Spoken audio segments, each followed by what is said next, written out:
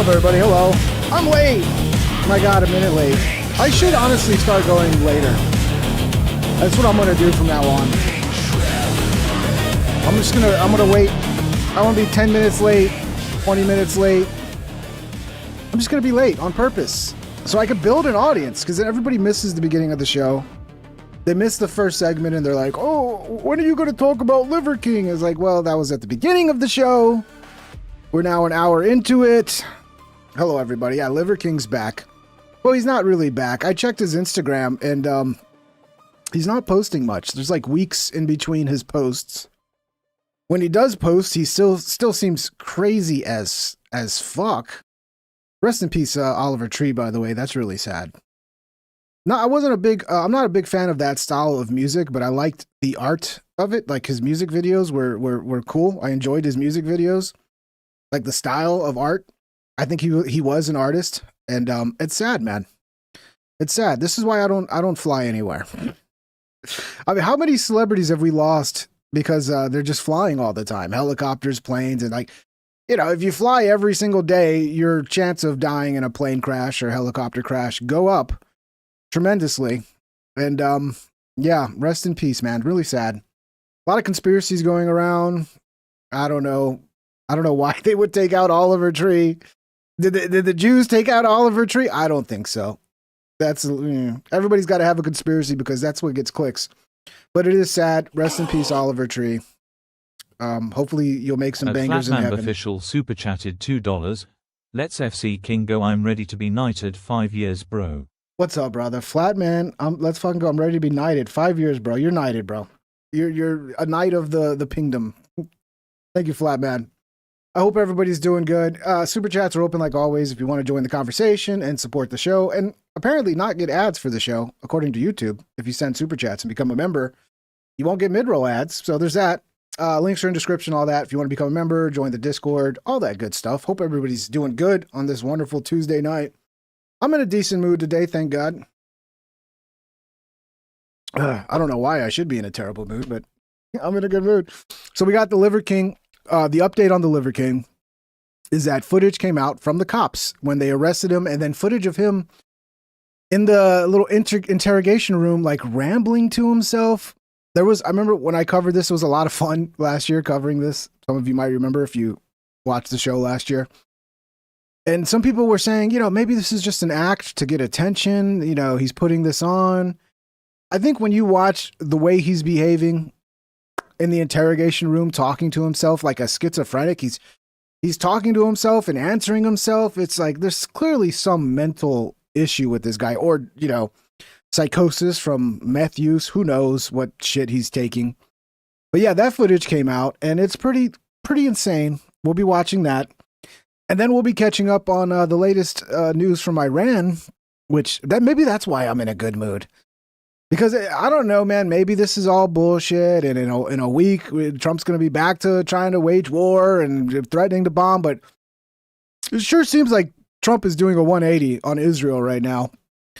And he's even calling out Israel's attacks on Lebanon, which he's saying the same thing I said, which was like, why are we taking out entire apartment complexes just to get like one terrorist that may be in there, and you're just killing all these innocent people?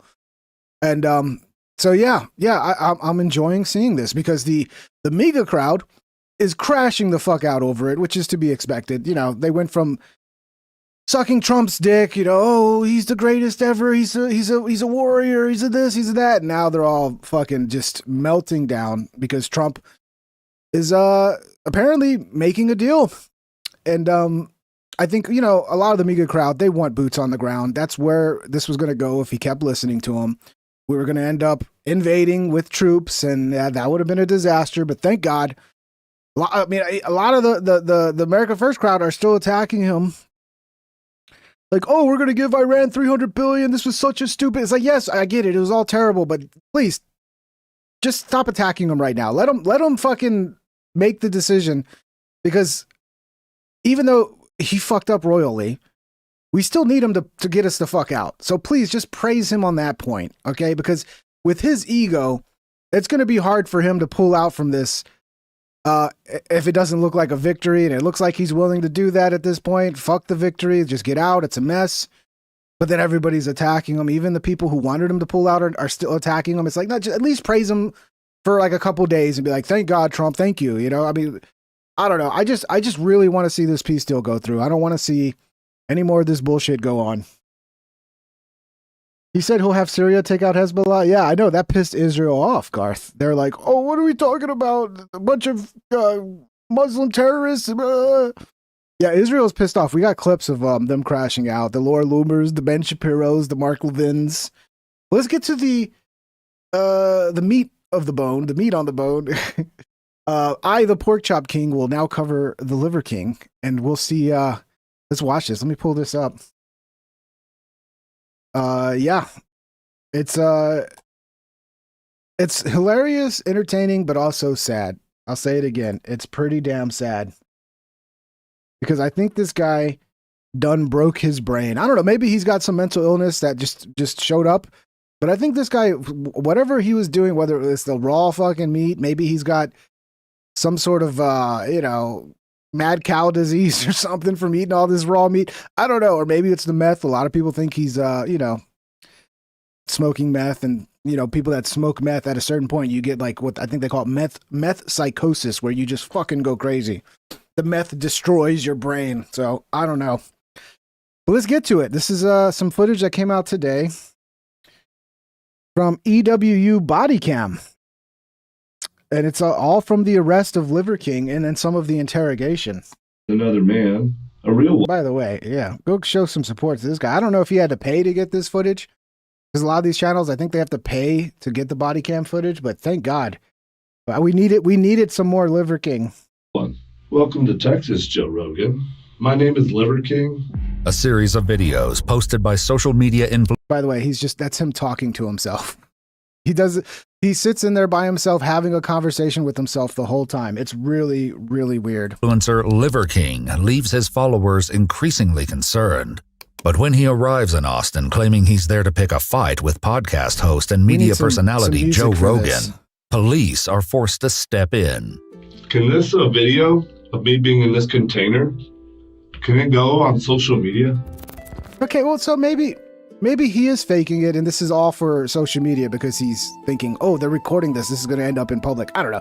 I really don't think he's faking it. I think he's fucking nuts. The following is based on official police records to date, and the footage has never been seen before until now. Please note that all persons... Yeah, this is from when he was in jail. CyberTwitch says, laughing my ass off. Wasn't this guy already in jail?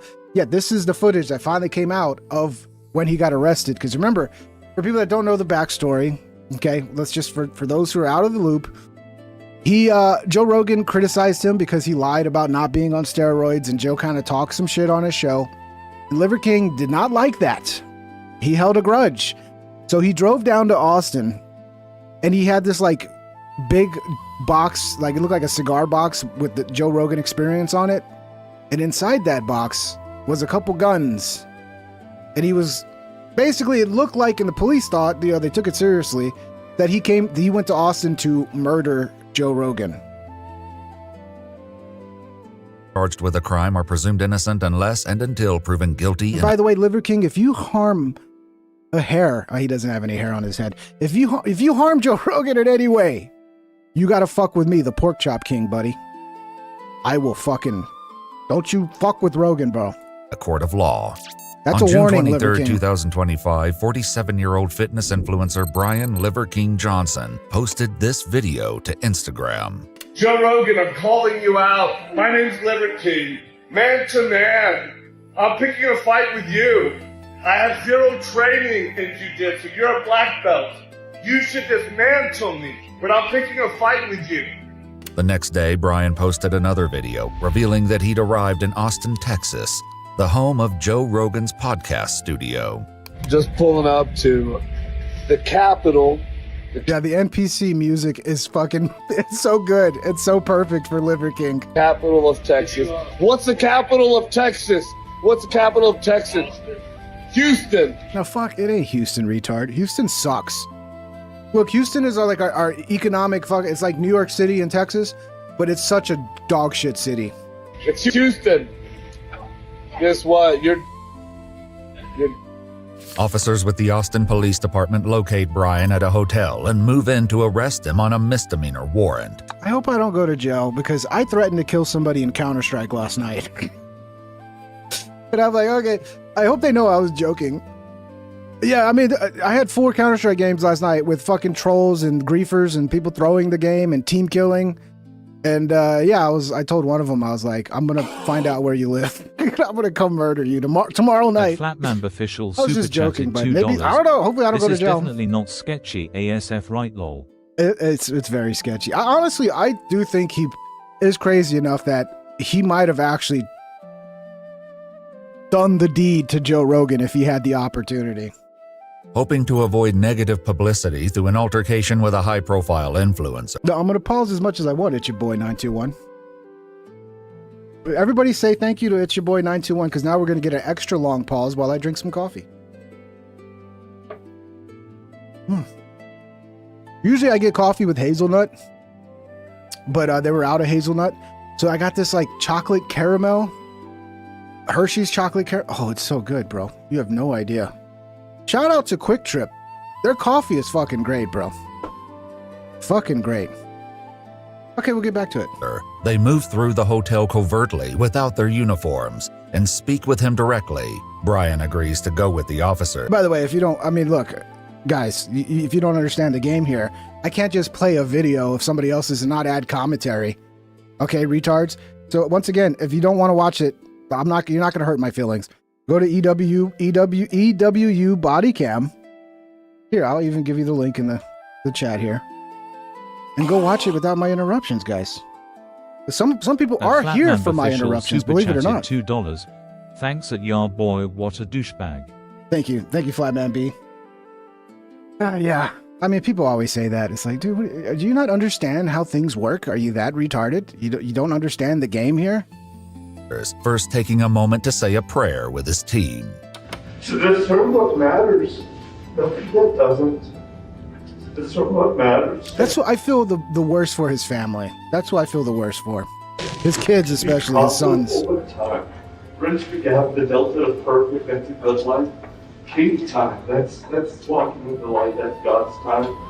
That's it. I ask that you protect us today while that's walking your light, God. We're gonna go down this way. Yeah, this is all Everything memories. is the truth, nothing is a lie. You should be recording everything, and you should have Cam and Lodi, and then you and Justin are taking turns. These were some fun streams last year, man, covering this. I kind of miss it. I wish he'd come back and stalk Joe Rogan again. I don't know. He can't.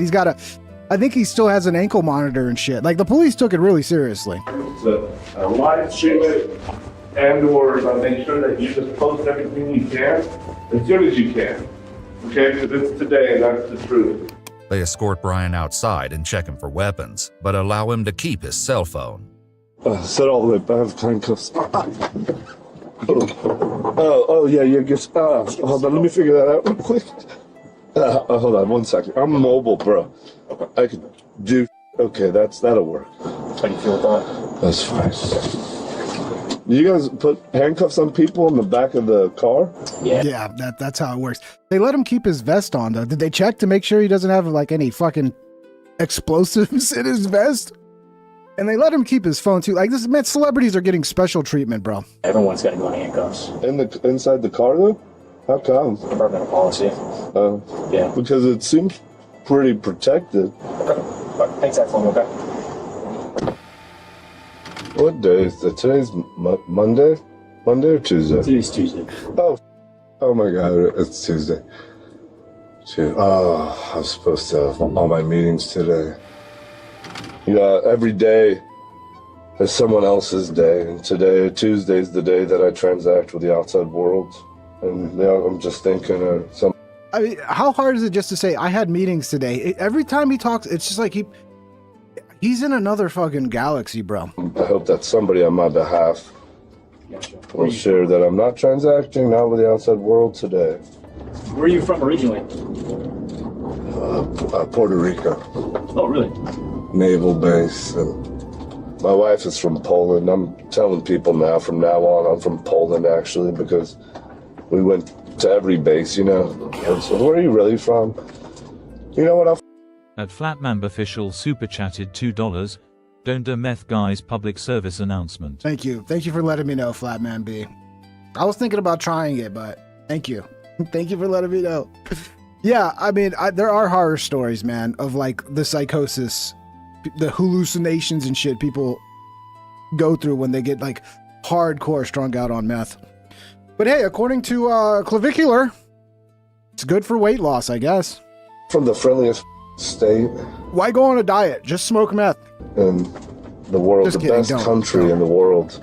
It's called Texas. You know what Texas means, bro? Friends. Do you know? Friendly, friends, something like actually that. is like Spanish. Tejas is Spanish for friendly. No, I think so. Yeah, Texas is pretty friendly. But you know what I love about how friendly it is? We can only be this friendly because we can also be as dangerous as it allows us to be with these laws that make this great place called this place. But I'm kind of telling people, my roots are Poland and We'll meet Texas. you out that side, okay? Sure. Brian arrives at the station and is escorted to an interrogation room, where he remains uncertain why he's even here in the first place. Yeah, if I'm gonna be, what was that? Am I arrested? You are. Yeah, friends or allies. The name Texas originates from the Caddo Native American word Taisha or Taisha, which translates to friends or allies. And it's very true. I mean, we're losing a little bit of it in the big cities, but Texas is the friendliest place in the world. Unless you fuck around, then you're going to find out. Yeah. And they don't tell you why? Yeah, the lead detective will give all that information to you. It's a terroristic threat, is what it's called. Okay? Is it Texas or FBI? We're with the Austin Police Department, so Texas. That's what I thought. Yeah. Okay. Hang tight for me, Mr. Johnson. Okay. Someone of you in your show. Okay.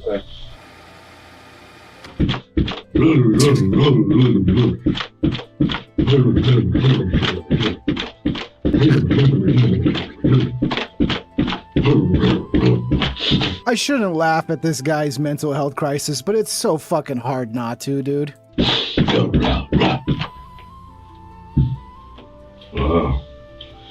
No, didn't see that one coming, but it came.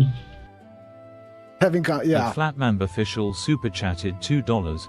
Having conversations with yourself in public legit. You know, at least be like a normal human being and have the conversations in your head. Because we all do that. We play out conversations in our head and we kind of talk to ourselves. But when you're talking out loud and then answering yourself, I hope he's getting real mental health help because he fucking needs it, dude. And that's awesome. I'll take that for $1. Obviously, he's a fan of RoboCop, huh?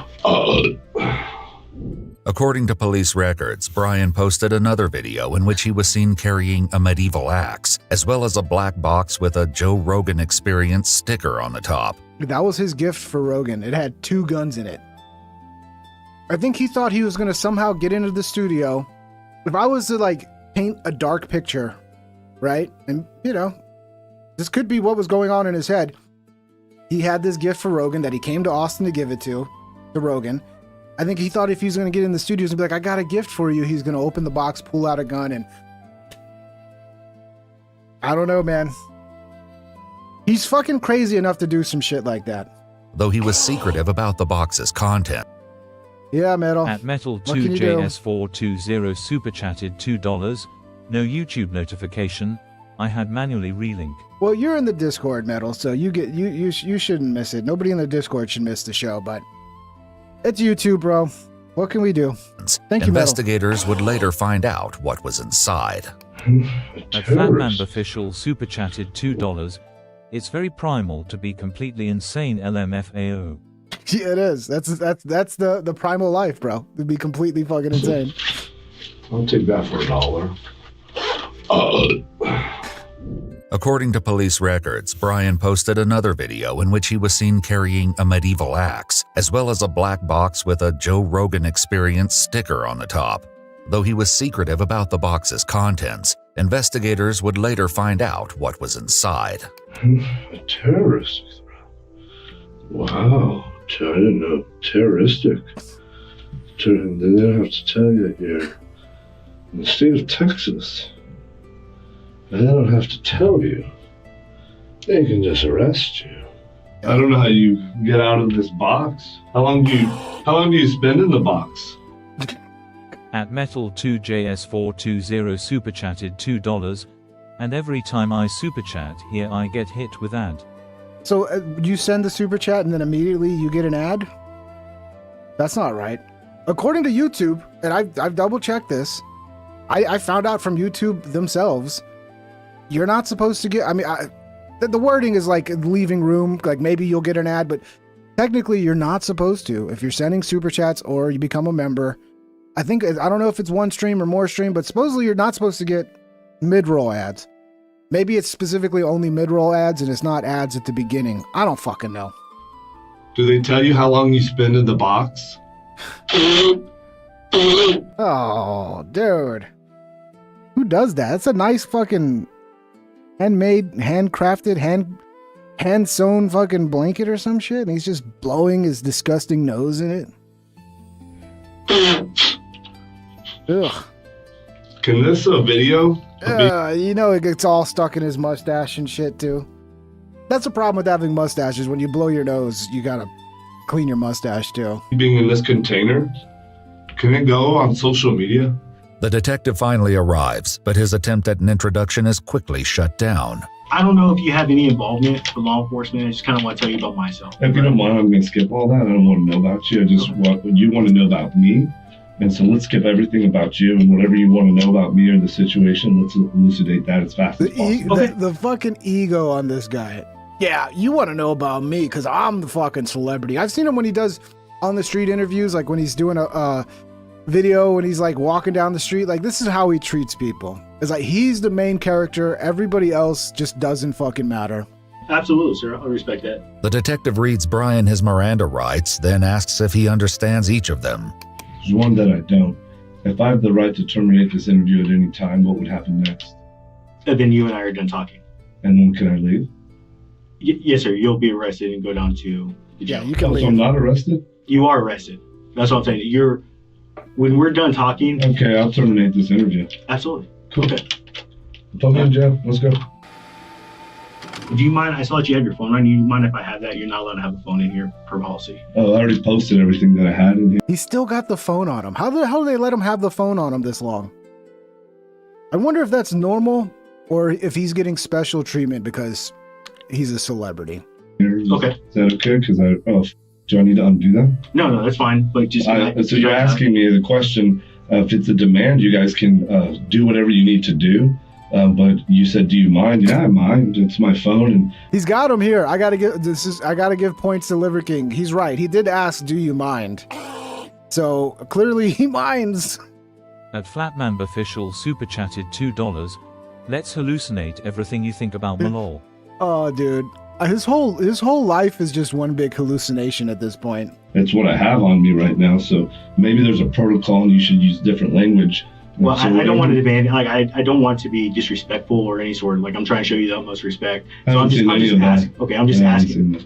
You don't think I'm being respectful to you? Well, think about this. You said, "Do you mind?" Yeah, I mind. So he's got you there, detective. I'm sorry. You got to reword it. You got to be like, "You give me your phone." You can't say, "Do you mind?" Because clearly he minds. What kind of question is that? I don't know. He's got him on this one, dude. He's got him on this one. Mind. Okay. Can you give me your phone? I could. Will you give me your phone, please? I would like not to do that. Okay. He asks for... Does he think he's going to get to take the phone into jail and he's going to keep filming fucking Instagram videos while he's in jail? Honestly, I'd love to see it, bro. ...for his phone one more time, but Brian once again refuses to hand it over. On that note, the detective leaves the room, and Brian continues the conversation. Dude, that's Tom fucking Segura, bro. Oh, dude, this is a fucking high-level conspiracy against Liver King. When you get Tom Segura as your detective. Tom, what are you doing, bro? We know, dude, none of us are falling for this bullshit, Tom. We know that's you. Alone. Post that one also. Posted that one, we'll post the next ones too. What happens next? So he blows it. This is the thing he blew his nose with, by the way. Ugh. I don't even think he showers. I'll be honest. I don't think Liver King actually showers. Next? What happens next? Well, I'd take you down to the jail is next.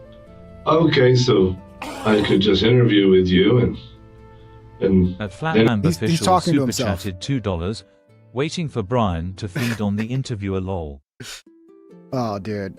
I would be kind of terrified to be in a small room with this fucking giant, roided out, crazy person. Because I think he could, if he set his mind to it, I think he could slaughter and eat that guy raw, live, right there. Just eat his liver right out of his fucking body, bro. go to the jail, or I could skip that line and go straight to the jail. New experiences, new information. Hold on, I gotta Sure. watch this. This is just Post him that talking one to also. himself. Posted that one, we'll post the next ones too. What happens next? Well, I take you down to the jail. He's literally he's talking to himself. He's asking himself questions and then answering as if there's two people. Maybe we need to get a Catholic priest and perform some sort of exorcism. Maybe that's what's going on. Maybe he ate some fucking demonic liver that was some sort of deer that was possessed by Satan, and now he's absorbed that demon. I think we need an exorcist as well. At Metal2JS420 super chatted Metal, $2. stop it! While him typing the super chat, just got ad again. Thank you, Metal. Thank you for letting me know. Now I feel bad. I don't know what to tell you, bro. You shouldn't be getting ads if you're sending super chats. Maybe YouTube doesn't appreciate the $2. They're like, that's too low. You're still gonna get ads. I don't know, dude. I'm just telling you what YouTube is telling me. Because I tried turning ads to be manual, to where I could manually, if I wanted to, insert the ads so they wouldn't be so many. And then YouTube was like, are you sure? Because this and blah, blah, blah. And then I looked it up, and that's supposed to be what YouTube's doing now. But like everything else, they probably fucking, it doesn't work the way it's supposed to, because YouTube sucks at everything it does. What's next? Okay, so I could just interview with you and then go to the jail, or I could skip that line and go straight to the jail. This is interesting because normally you wouldn't get access to someone's inner thoughts, right? Because they're in their head. With Liver King, the inner thoughts are out there for everybody. You know exactly all his everything going on inside his head because he fucking just talks out loud. New experiences, new information, collect more points. We already did it in Poland. Yeah, in Poland, that can happen too. And it did. And so we kind of have a little bit of a reputation. What did he do in Poland? What a little happened bit in of Poland? experience in jail. And I learned a lot, so collected more points, adventure, novelty.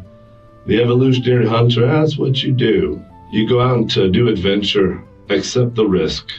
By do adventure, you mean you try to murder Joe Rogan? You drive all the way to Austin to have an adventurous murder of everybody's favorite podcaster? At Flatman Official super chatted $2. Which Assassin's Creed game is this one? Oh, dude, I don't know, but he does look like an Assassin's Creed character. It's the one where you smoke too much meth and you lose your mind. I forget which one that is. Hopefully it's commensurate with a reward. Hopefully that you can make a calculated risk that geometrically magnifies the reward, but never at the risk of like self, really, unless the reward is worth it. According to police records, an officer with the Violent Crimes Task Force spoke with Brian's executive protection employee, Justin. When asked about the contents of the black box donning the Joe Rogan podcast sticker, Justin claimed it held 2 custom-made staccato pistols that were meant to be gifts for Joe Rogan. It does seem like he was actually trying to assassinate our beloved Joe Rogan. So to know your high swords, your 4 of them, We got to protect Joe. making matrix.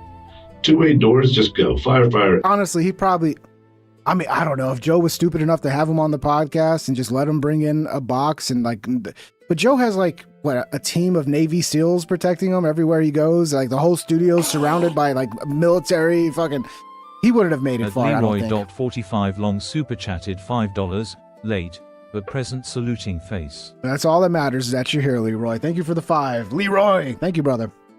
And 1-way doors, spend some time to aim. Maybe aim, fire, depending on how one-way it is.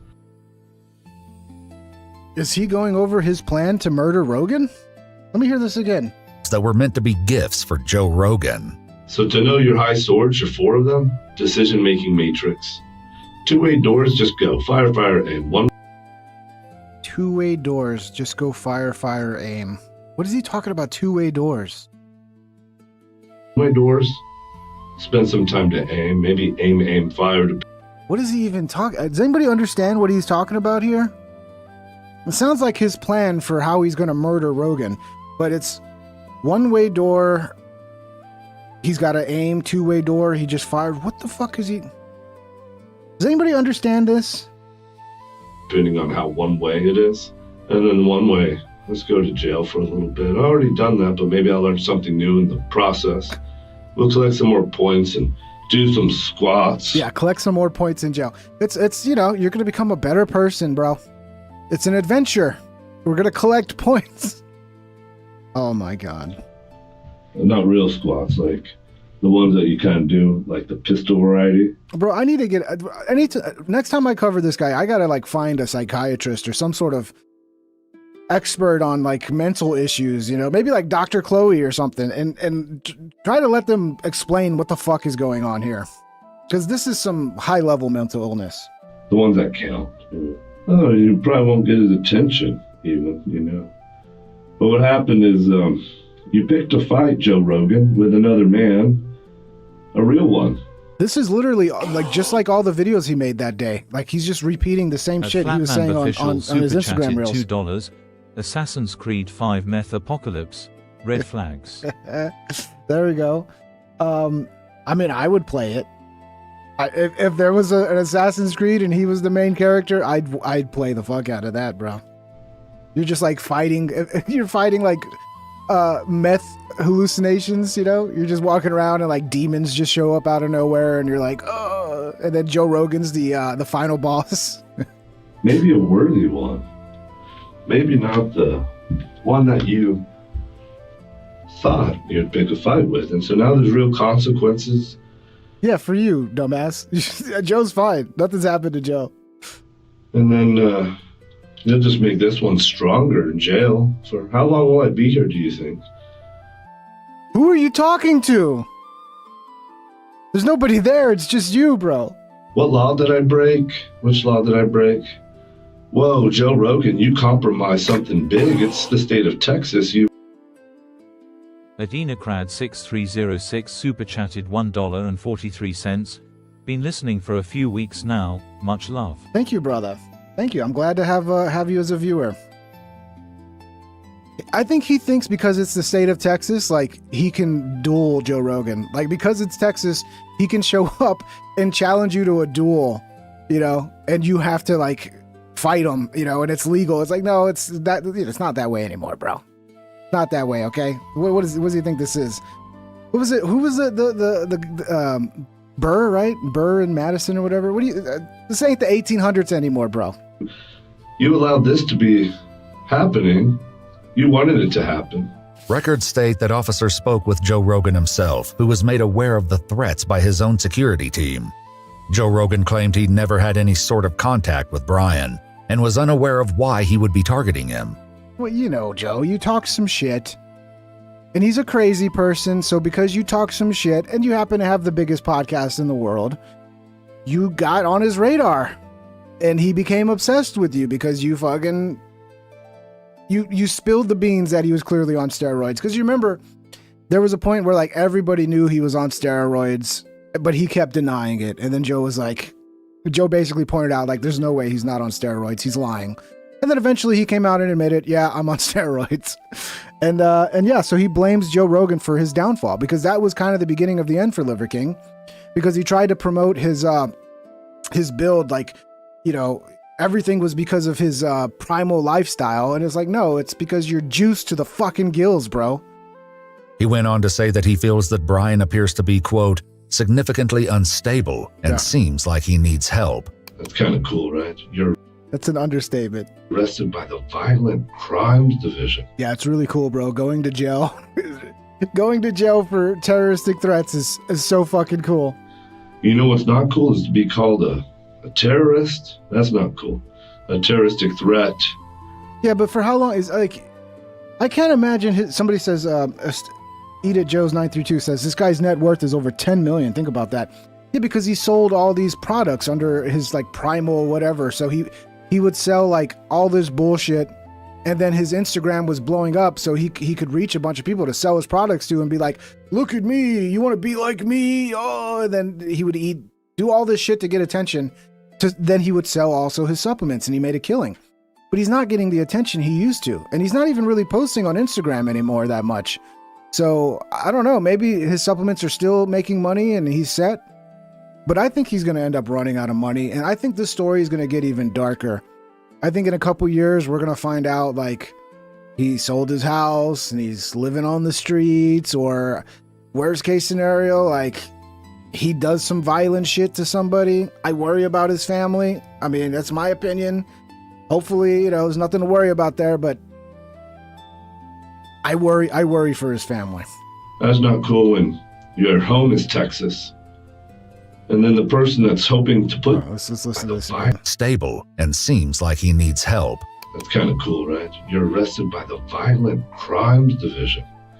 You know what's not cool is to be called a terrorist.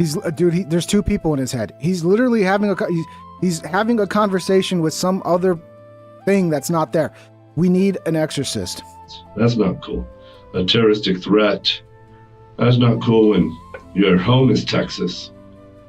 And then the person that's hoping to put you there is not from Texas. He's not. He's from California, y'all. Yeah, you know what we do from outsiders? It's like Pace Picante style. Get a rope.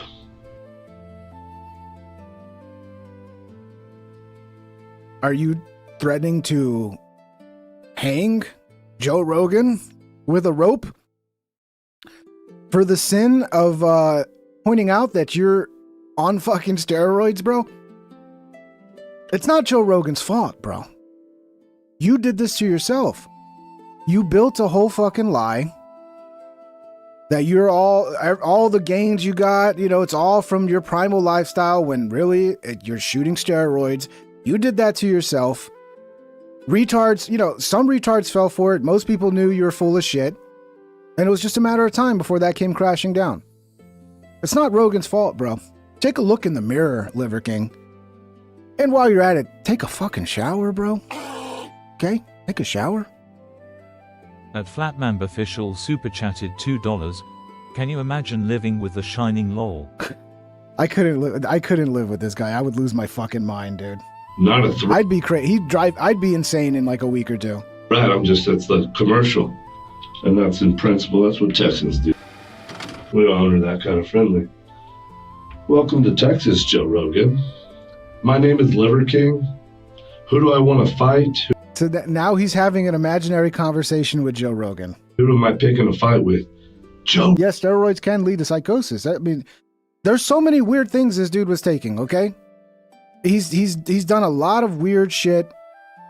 So steroids, but then there are accusations of meth use. So it could be a combination of things. Rogan. What week is it? Rogan versus Liver King week. No, actually, that was wrong. The week is the same as the password for the free Wi-Fi. It's you, Joe Rogan, with a thank you mark. What is a thank you mark? What is that? Many of Brian's followers expressed their concerns with his mental state after he posted the following video. No shit. Because I'm here all week. I don't know if you heard. Rogan versus Liver King. Period. C-O-M. All week this week. It started on Monday. I mean, there's also like all this shit going on with his face. Look, sometimes people have skin conditions. I have a skin condition, so I'm kind of hesitant to judge people based on their skin conditions. But this does look like meth. Like you're picking at your face and shit. It's going to go through at least Friday. It may go over the weekend, but no longer than that. I'm going to record a lot of videos this week. Yeah, and then I'm not going to record any. It's not just that he eats liver. He has videos of him and his sons. He forces his sons to do this. Like, could you imagine your father forcing you to do this? They will literally, somebody will kill a deer, and the deer is laying there on the ground, and they will run up to the deer and start eating it raw. They'll cut its liver out and eat the liver raw right there from a dead deer. Okay, look, I guess, I don't know, maybe I don't understand safety, but that to me seems a little risky. So he could have some sort of fucking brain-eating amoeba or some shit. For a long time.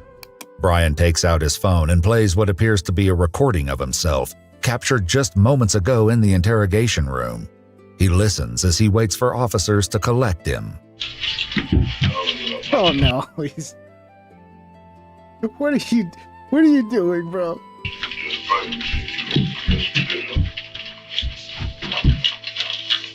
Is this all to convince people like this is why he's so big? It's not steroids, it's that every waking second of the day I'm doing some sort of workout. Right? Like, I can't even sit in a fucking interrogation room without doing some bear crawls because I gotta be jacked. Is that all just to cover that he's doing steroids? Because there's like, nobody gets a fucking physique like that unless you're shooting the steroids. What's up, man? So, Hello, sir. Turn around.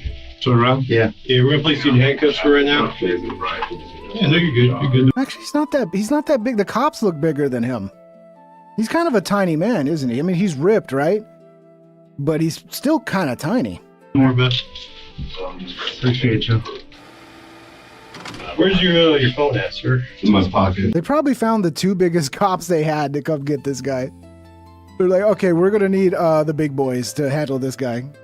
The phone continues to play on the table as they remove the remainder of his property. He's then transported to the local jail. Would it be funny if I told you I had another phone on me? Ooh, where at? That would be a little funny, you know, because they're supposed to take a bunch of stuff from you the first time. Yeah. And then they leave a lot of stuff. And then sometimes that happens again. That would be funny, right?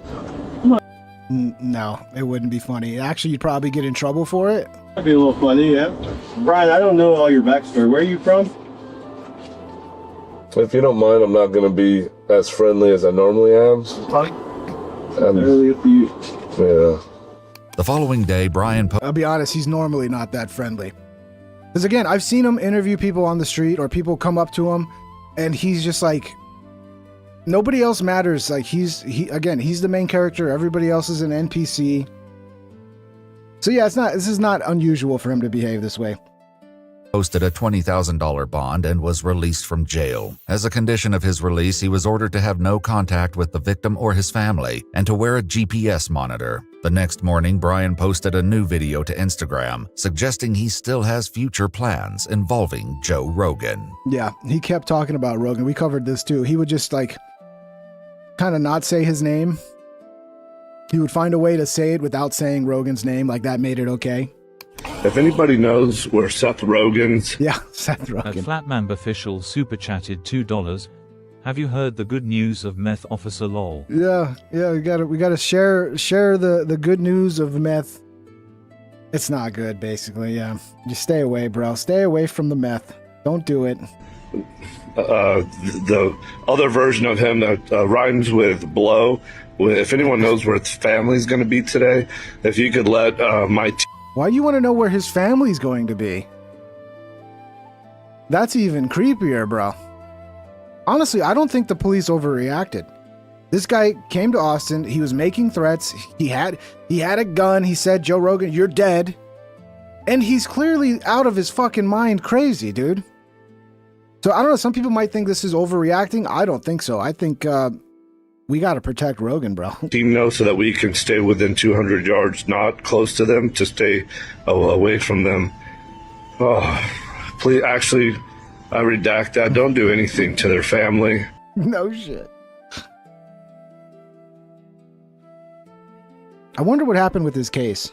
If anyone who's around us can alert us that there might be anyone with the last name Rogan around, then I'll happily go the other 200 yards. This thing will help me make certain. You know how good that feels on the ankle? And then we're going to go to the Capitol at 7 p.m. every day. We'll be at the Capitol where they make laws. Rogan versus Liver King. I'm picking a fight. Not good. According to court documents, 47-year-old Brian Liver King Johnson was charged with terroristic threat causing fear of imminent serious bodily injury. His case was dismissed in November of 2025, following the completion of required counseling class. Okay, they dismissed it. Okay. Yeah. Get less restricted content and an unfiltered look at our cases. For extended coverage, join us on Spotify and see what you've been missing. Yeah, explore with us. Go follow. I mean, they have dude, these channels are gold mines, bro. All these channels that just they put together body cam footage and shit. They're just absolute gold mines. Joe, I think you still need to be worried, Joe. To be honest, yeah, good thing Joe has an army of Navy SEALs to protect him. Because yeah, I don't know. I'm sure like this is just one of like many crazy ass people who I'm sure Joe gets death threats all the time is what I'm saying. But it's a little weirder when it's a celebrity like the Liver King. It's crazy, bro. And I checked his Instagram out, like, let me see. What's he up to now? He's not even posting that much, bro. Let me pull up his Instagram. We'll catch up with what he's posting lately. Let me see. Liver King. 2.8 million followers, bro. Let's see here. So yeah, he's still posting, but it's not very often, bro. Like, what is this? 2 weeks ago? It doesn't say the dates, but it's not much. This is from today, him and his wife. And this is from 9 weeks ago? 10 weeks ago? So yeah, he used to post just non-fucking stop. Now he's barely posting. I'm at Tony Robbins in a crowd, nose to base. I'm breaking out the sweat in my shoulders and getting there. You know. He's still crazy. But the other things I told you about, the best. Carry a fucking real mace everywhere you go. When you start doing shit like that, if that's your thing, and if you want to actually execute on your dream, you need every fucking. Yeah. I think it's better to climb through the window. Yeah. Okay. This is one of those escape rooms. Liver King and Mario! Here it goes. Yeah, I don't know, man. He still looks like he's fucking insane. He still looks completely insane to me, dude. Let's get to the Iran stuff. You know, I've been very critical of Donald Trump. He fucked up. But it seems like he's finally starting to pull back, like for real this time, and ending this shit, because I mean, there's even talk that he's like gonna fire fucking Hegseth. All the fucking people who are not happy about this, like I don't know. At Nephilim I'm hoping this is a real deal. Super chatted $10. No message, bro. Thank you, Nephilim, for the 10. Thank you, brother. Very generous of you. Very generous. So here's, so basically they have a memorandum of understanding or some shit. And they're going to keep working out the deal in the next 60 days. But this is what's there so far. From DD Geopolitics. Breaking, Bloomberg has published the text of the Memorandum of Understanding. Tehran, Washington, and their allies announce immediate and final end to war on all fronts. 2. Tehran, Washington, and their allies pledge not to launch any hostile action and to refrain from threats. 3. Tehran and Washington pledge to reach an agreement within a maximum period of 60 days. The United States lifts the naval blockade on Iran immediately upon signing the MOU. That's really good news. The United States pledges to withdraw its forces from the region within 30 days from the date of the final agreement. 6. Iran works to resume ship movement within 30 days, taking into account its need to remove obstacles, get rid of all the mines or whatever the fuck. Washington pledges to cooperate with its regional partners in rehabilitating and economically developing Iran. Washington commits to ending sanctions on Iran according to a timeline agreed upon as part of the agreement.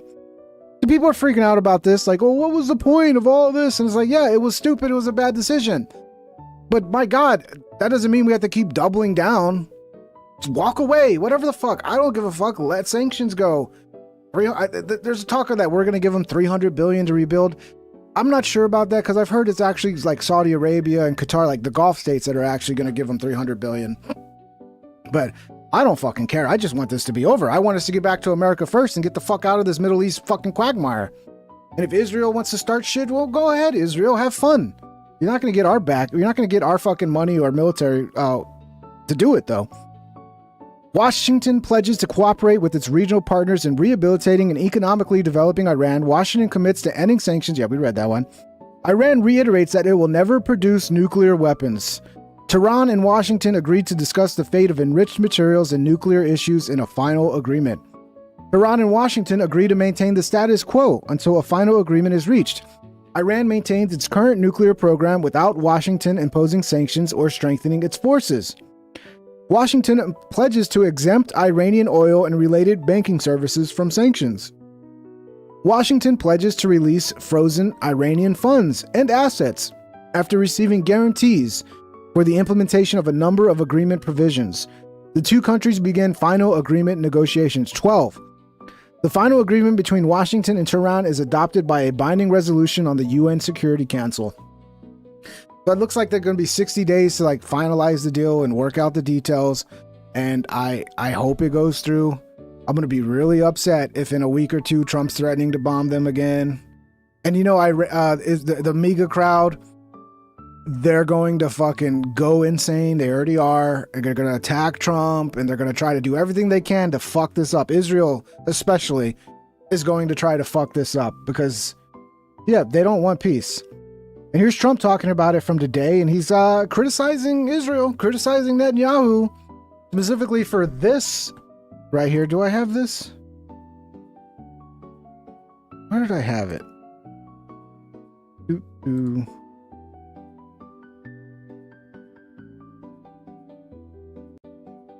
There was some I thought I had pulled up the footage of specifically for this. And this is the same fucking thing I said, which is like Israel takes out this entire fucking apartment complex. And this is fucking disgusting, Fat Man bro. Official super chatted $2. I got to sleep for work. Much love. Jesus bless you all. Get some good sleep, brother. Have a great day at work. Thank you for your support, Flat Man. Much love, bro. But like, you know, there's innocence in this. I mean, there might even be Christians in this fucking building, all right? And it's like, oh, okay, maybe there's one terrorist hiding out in this building, and then they take out the entire apartment complex. And how many innocent civilians died? And it's fucking disgusting. And Trump's been criticizing this. Yeah, I mean, it's just like Israel has like,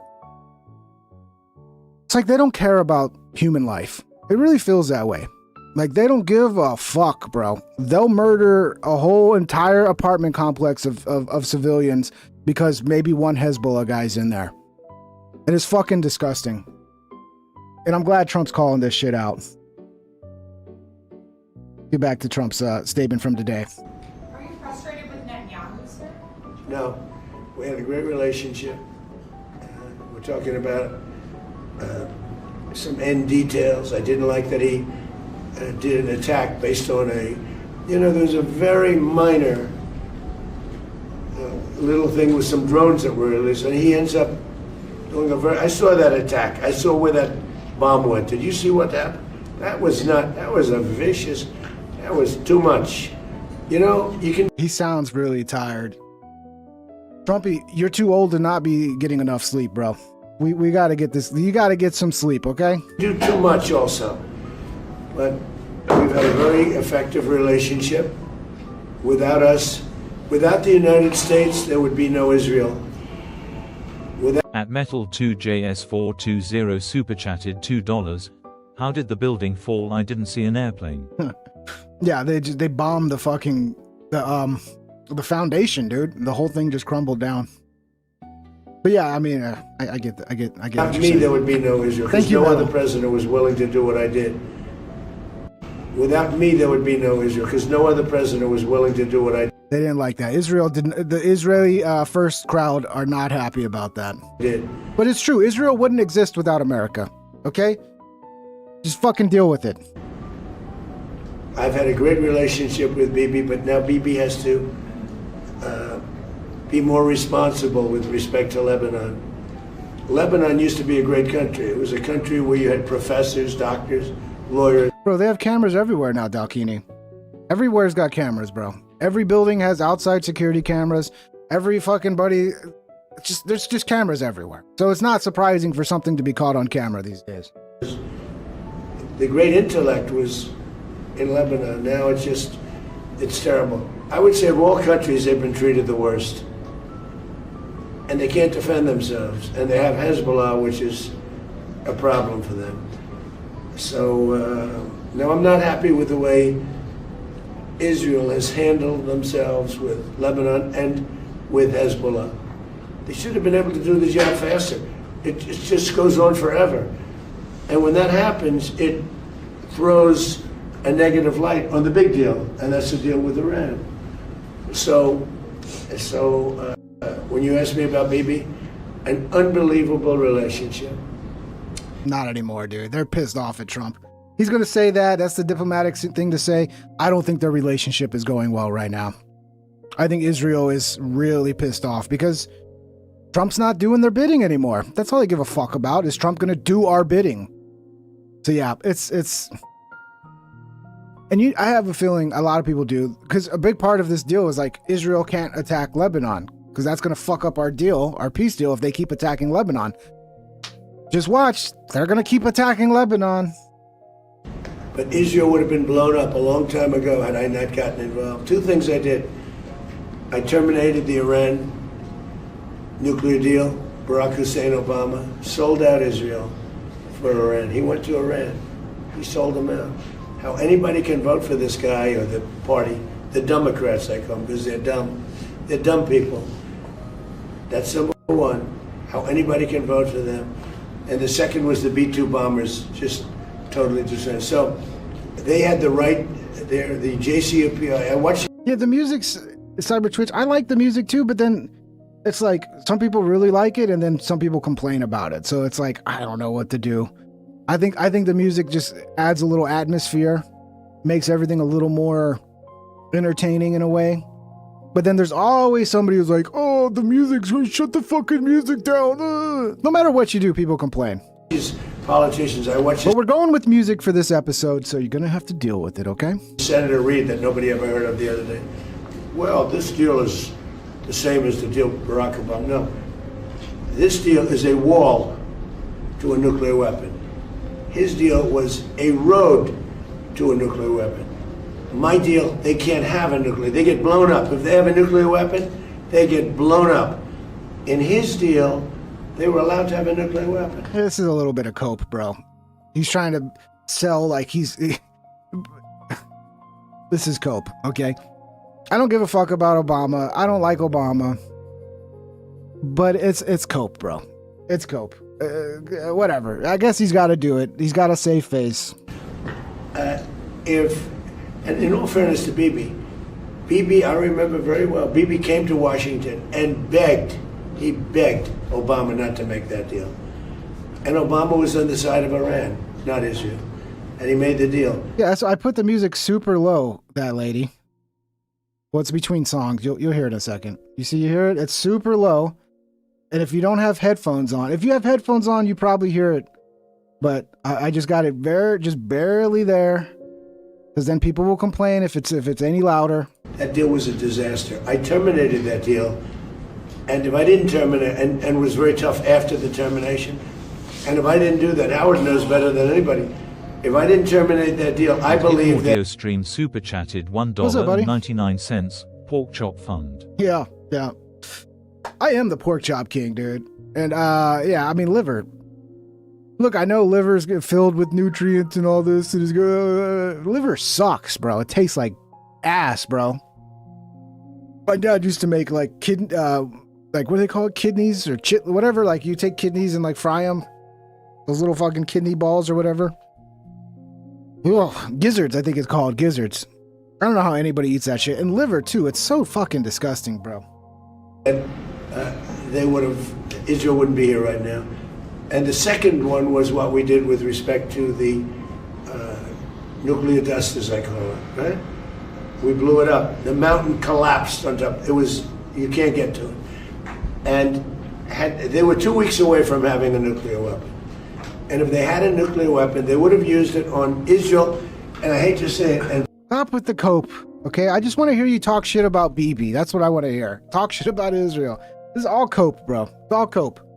Like, okay, look, I'll just end it. I don't give a fuck. Go ahead. Cope all day long. As long as you end this fucking madness. probably the rest of the Middle East, because they had... No, cow tongue is actually awesome. Lengua is fucking amazing. Lengua tastes great, dude. I don't know if you've had lengua before. I grew up in South Texas. I love lengua. I'm talking about gizzards. I think they're like kidneys or something like little pieces of the kidney or something. My dad used to make that shit. He loved it. I hated it, dude. It smelled nasty and tasted nasty. All those missiles aimed at the Emir, at Saudi Arabia, at UAE, at Kuwait, at Bahrain. I mean, the biggest surprise in this whole thing, I didn't think you guys would. I thought he would aim at Israel, but he didn't aim at Israel, much less. He aimed at your countries. And actually, that was a mistake for them, because it brought us, these countries, in particular the 5 countries, it brought us, I mean, he even hit Turkey once. I never understood it. I did. It was to piss everybody off. Like, it was to get everybody against. I mean, to me, it made sense at the time. And especially a lot of the places he was hitting were American bases. Or Iran. A lot of the shit they were hitting in other Gulf states was American bases located in those Gulf states. It makes sense strategically. No, nobody's going to understand it. That's the problem. They're totally irrational people. Look, gizzards is from the kidneys, I believe. And those people are now gone. And I think Iran has... I didn't say gizzards is liver. I'm just saying they both taste like shit. They're both organ meats. Rational leadership now. But you wouldn't have... If it weren't for the United States of America, with me, because Obama was the opposite, Israel would not exist right now. Israel would have been blown off the face of the earth, 100%. And every smart person in Israel knows that. Okay. Okay, chicken gizzards are the muscular mechanical stomach of a chicken. Okay, I guess, dude. Thank you very much, everybody. Thank you. Gizzards contain several vitamins, yeah, so they're really healthy with the vitamins, but they taste like ass. Even when you fry them and bread them and you do everything you can to make them taste good, they still taste like ass. Here's JD Vance. He was on Megyn Kelly today, and everybody, the MAGA crowd, of course, they hate Megyn Kelly, right? Megyn Kelly's a Nazi. She's a white supremacist, Jew-hating Nazi. And then JD Vance goes on her show, and they're crashing out. But let's see. I haven't seen this yet. This is 13 minutes of him being on with Megyn Kelly. How about Hezbollah in Lebanon? Because, you know, that's a proxy that they're funding. Yep. And that could easily queer this deal. It could queer this deal this week, people fear. Megan's looking pretty good. She looks like a ray of sunshine, bro. Just a ray of sunshine. I like it. Did she put on a little weight? She looks like she put on a little weight. She's been listening to me. I told you she needs to put on like 10 or 15 pounds. Bro, it's crazy. All this, there's so many times I say shit on this show, and I swear to God, like, it seems like there's people listening. It doesn't seem like it because I have such a small audience. But sometimes I feel like there's more people listening to my show than I realize. I think Megyn Kelly's a fan of the show, to be honest. And Megyn, if you're watching, I'd still like to go out sometime. You got to pay for dinner, though. Okay, I'm broke. If we go out, Megyn, please, you got to pick up the tab. Never mind on a go-forward basis, either side, Israel or Hezbollah. Sure. Look, it's always delicate with these things. And, you know, what we've seen with the ceasefire in Lebanon, and it's been clear, to be clear, a dirty ceasefire. There's been some shooting back and forth, but frankly, there's way less shooting now than there was 2 weeks ago. There's way less shooting 2 weeks ago than there was before. So with these things, as the President of the United States said a couple weeks ago, he said sometimes the ceasefire just means they're shooting less. Yeah. And that's the progress. John, I'm sorry you had to deal with that. Guys, everybody tell John hello. John, working customer service is not an easy job. So you just gotta let it roll off your back, bro. Like water off a duck's back. No, just let it go. I'm sorry you had to deal with rude customers, John. I heard Culver's is fucking amazing, by the way. I've never eaten at a Culver's, but there are people that talk about it like it's the greatest place ever. I got to try it out sometime. I just don't think there are any in my area. And then you get to Shout the out, next John. stage. Hope you're doing good, buddy. I feel good about Is Lebanon included? Lebanon's Hezbollah? It is a regional peace deal. It's going to include the Gulf. It's going to include Israel. It's going to include Lebanon. The idea is this is a true regional peace deal because How do we again, do that if the without Iranians Netanyahu? comply. Sorry, forgive me for interrupting. No. The idea is that if the Iranians comply, then we are going to have. Yeah, but is Netanyahu going to fucking comply? That's the question. Because they can destroy this whole thing by just deciding to attack Iran or deciding to drop another fucking apartment complex in Lebanon. So how do we stop the Israelis from fucking this up? That's the question. A true transformative deal for the Middle East. And if not, they don't get any economic benefits. The United States, we got what we came to do and we're done. And that's the basic approach. We would not turn on the spigot if Hezbollah hit Israel over and over? Well, what I would say is, like, if Iran is funding Hezbollah, we're not going to allow a bunch of unfrozen assets to freeze to the Iranians, right? Now, I want to be clear about this too, because those are not American assets. There's been a lot of misreporting on this, and people have said, oh, is the United States going to give Iran billions of dollars? No, it'll be very, very crystal clear. Even if the Iranians do everything contemplated by this deal, not a penny of American money flows to Iran. But let me give you an example of, one of these things that people, again, have misrepresented. Let's say, for example, that the United Arab Emirates, they've been one of the best allies that we've had in the region. Let's say that they want to invest in a nuclear power plant in Iran. They really can't do that without us lifting some of the sanctions that exist in the global financial system to make that possible. Now, are the Emiratis going to invest in Iran, or is America going to let the Emiratis invest in Iran unless the Iranians change their behavior? No. So all these people say, well, you're giving Iran money. No. We're saying that if the Iranians... Yeah, Lynchpin says Epstein dropped 2.0. There's a clip I have where somebody's saying that that's what's going to happen, that Netanyahu's going to come out and drop all the blackmail they have on everybody.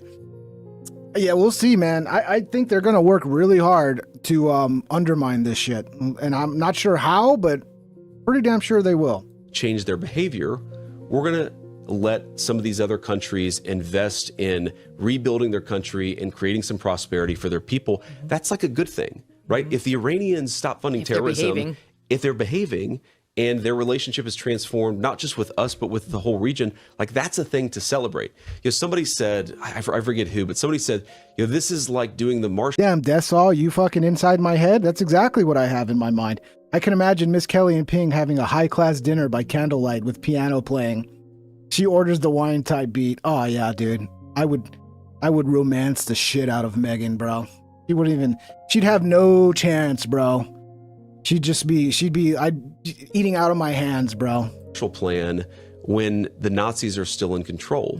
And that's wrong on a few different ways. Number one, the Marshall Plan was a lot of American tax money. This is not American tax money. Number two, we're saying you only get the benefits of the bargain if you change your behavior. If that happens, we're talking... What are you doing, John? John, you can't take my chick, John. She's mine, John. John's trying to steal Megan from me, dude. What are you doing, bro? I thought we were boys, John. You can't do that. That's not what friends do to friends, John. About a transformed Middle East, that's a great legacy for the president, but more importantly, it's a great win for the American people. Will we have inspections of whatever they are or aren't doing when it comes to nuclear/enrichment? And is enrichment even on the table? Because I haven't been able to totally understand what President Trump is saying on that. If they want the benefits of the bargain, enrichment is going to be on the table, and more importantly, verification and inspections is going to be on the table. But that means we'd let them do it a little?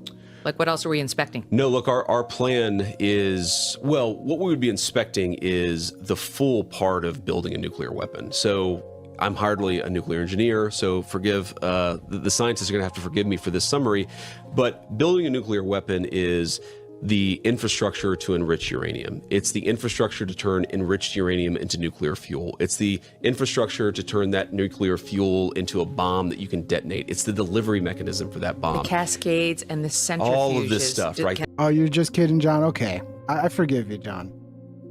You can't be stealing my women, John. Okay? That's just, it's uncalled for, bro. I called dibs, okay? I got dibs. You got to give me a shot first. John, if I fail... And I'm unable to romance her and woo her, then you can have a shot. But you got to let me try first, okay? those stay, or are those coming out? Our plan under this deal is, again, the Iranians are going to get a lot of benefits so long as they dismantle that nuclear weapons program. And again, people always ask me, why do you believe him this time? I don't believe them. I don't trust Megyn. I don't trust anything that anybody says. I trust what people do. And the way this deal is structured is that as they do more, they receive more. As they do less, they receive less. And that's the basic structure. Now, the reaction to this from the neocons, from the hawks, has been negative already. They're mad that they can't see the memorandum of understanding, which I get, actually, in their defense. Why can't they see? Why can't we all see the MOU right now? Well, So first of all, the president said by the latest Friday, possibly as early as tomorrow, we're going to release the memorandum of understanding text. The reason why we haven't released it yet is there are some delicate diplomatic things going on where the Iranians, and not just the Iranians, but some of our mediators, the Pakistanis and the Qataris, have asked us to sequence this in the right way. I don't, frankly, fully understand it, but there are sensitivities that exist in the Arab and Muslim world that we're trying to be responsive to.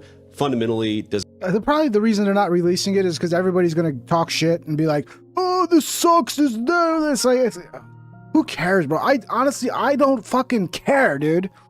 Get rid of the sanctions. Allow them to build a nuclear bomb. I don't fucking care. We shouldn't be involved. Step back.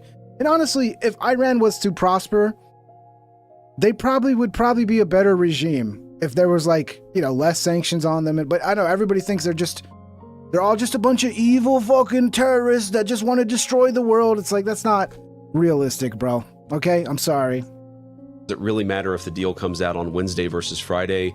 No. That's why we haven't emphasized it so much, is because at the very latest, the text is going to be out on Friday. Okay. Yeah. And I mean, you've already signed it, but it's not like legally binding to where you can't undo it. It's a diplomatic agreement. So it's correct. If people freak out, there's an utter meltdown here in the United States. It could always be undone if you change your minds. Exactly. And Megyn, I could summarize this deal in like 2 or 3 sentences, which is that if the Iranians change the way that they behave with regards to their nuclear weapon, with regards to their financing of terrorism, we are going to bring them into the world economy. If they don't, we won't. It's really that simple. Okay, so here's some of the reaction. Mark T said, believe it. I mean, whether you like it or not, you have to give them something. There has to be some carrot at the end here for them to straighten out. Otherwise, there's no point. There's no reason for them to straighten out. Then said, if we need to do the same thing with Russia, dude. We need to just fucking stop with the sanctions. Stop with the bullshit. Let's have good relationships. And if somebody attacks us, then we can go fuck them up. Otherwise, let's worry about our own shit. Our own house is fucking filthy. Let's clean our own house up. If the deal terms are accurate as has been leaked, it's a complete disaster. He's calling this, by the way, the Vance deal. I wonder why he doesn't call it the Trump deal. I wonder too. There is Ben Domenech, who was on Special Report last night, called this a hillbilly Obama deal. I wonder who that's a reference to. Seems to be a shot at you, sir. Not bold foreign policy. There's a guy named Yinon Magal, who is an Israeli journalist who's very close with Netanyahu, who is basically his mouthpiece, who called you a lowlife, called Donald Trump a loser. The Israeli ambassador to the United States called this so disappointing. Then there's Mark Levin, who's been rage tweeting about it every 5 minutes. He demands to see the memorandum. He demands that this be treated like a treaty. He wants it to go to Congress, too, in order for us to stop. We don't got to go to Congress to start a stupid war. Trump can just do it. But if Trump wants to stop it, this should go to Congress, and Congress should decide. Mark Levin, you need to just move to Israel. Get the fuck out of here. Nobody wants you here. Crowd 6306 super chatted $1.43. Just realized SiriusXM is still a thing. Lol. Yeah, it is. I don't know. I used to like SiriusXM because I used to be on the road all the time, and I would be just driving all across the country, and SiriusXM was great because you wouldn't have to change the station every time you got out of range of whatever city you were closest to. And if you are traveling a lot, SiriusXM, or if you're a truck driver, SiriusXM is great. But yeah, I'm surprised people still listen to it. To where now you have to get congressional approval for the MOU. The Constitution does say you need approval to declare war, which Trump doesn't think he did and didn't seek. But now, and he defended him on that. But now that we're ending it, which you definitely don't need congressional approval for, he wants this treated like a treaty and is demanding Yeah. You go before Congress, sir. Well, to be clear, I don't think that congressional approval was required. I really firmly do believe that the president. This was never a full-scale war in the conventional or legal sense of it. So we definitely made sure that we dotted our I's and crossed our T's here. It actually, they do give you a great deal. Like if you don't have Sirius XM and you have a radio that can activate satellite radio, which everybody does basically now, they'll give you a fucking fantastic deal.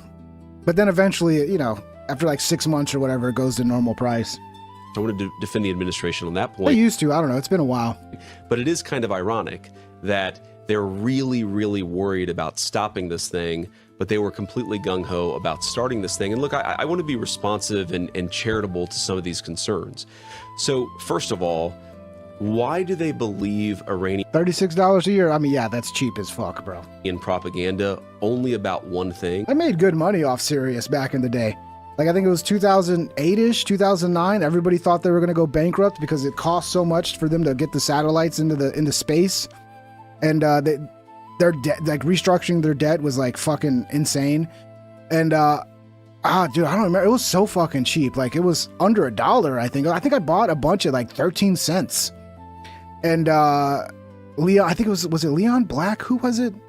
The guy, oh no, John Malone. John Malone came in and helped them restructure their debt, and then he saved the company, and that was a good investment back then. But everything was a good investment in 2008. I'm so pissed off because I made so many great investments in 2008, and I sold it all by like 2011 because I needed the fucking money. I wish I would have just left it in there, dude. Ugh. The peace deal. They don't seem to believe Iranian propaganda, rightfully so, about anything else. So if you're in the position of endorsing Iranian propaganda only when it's related to this peace deal, then maybe you should check yourself a little bit and question your sources. The second thing that I'd say is, what is their alternative? If you look today, Brent crude is around $78 a barrel. West Texas crude is even lower, $75, $73 a barrel. I mean, the numbers float around a little bit.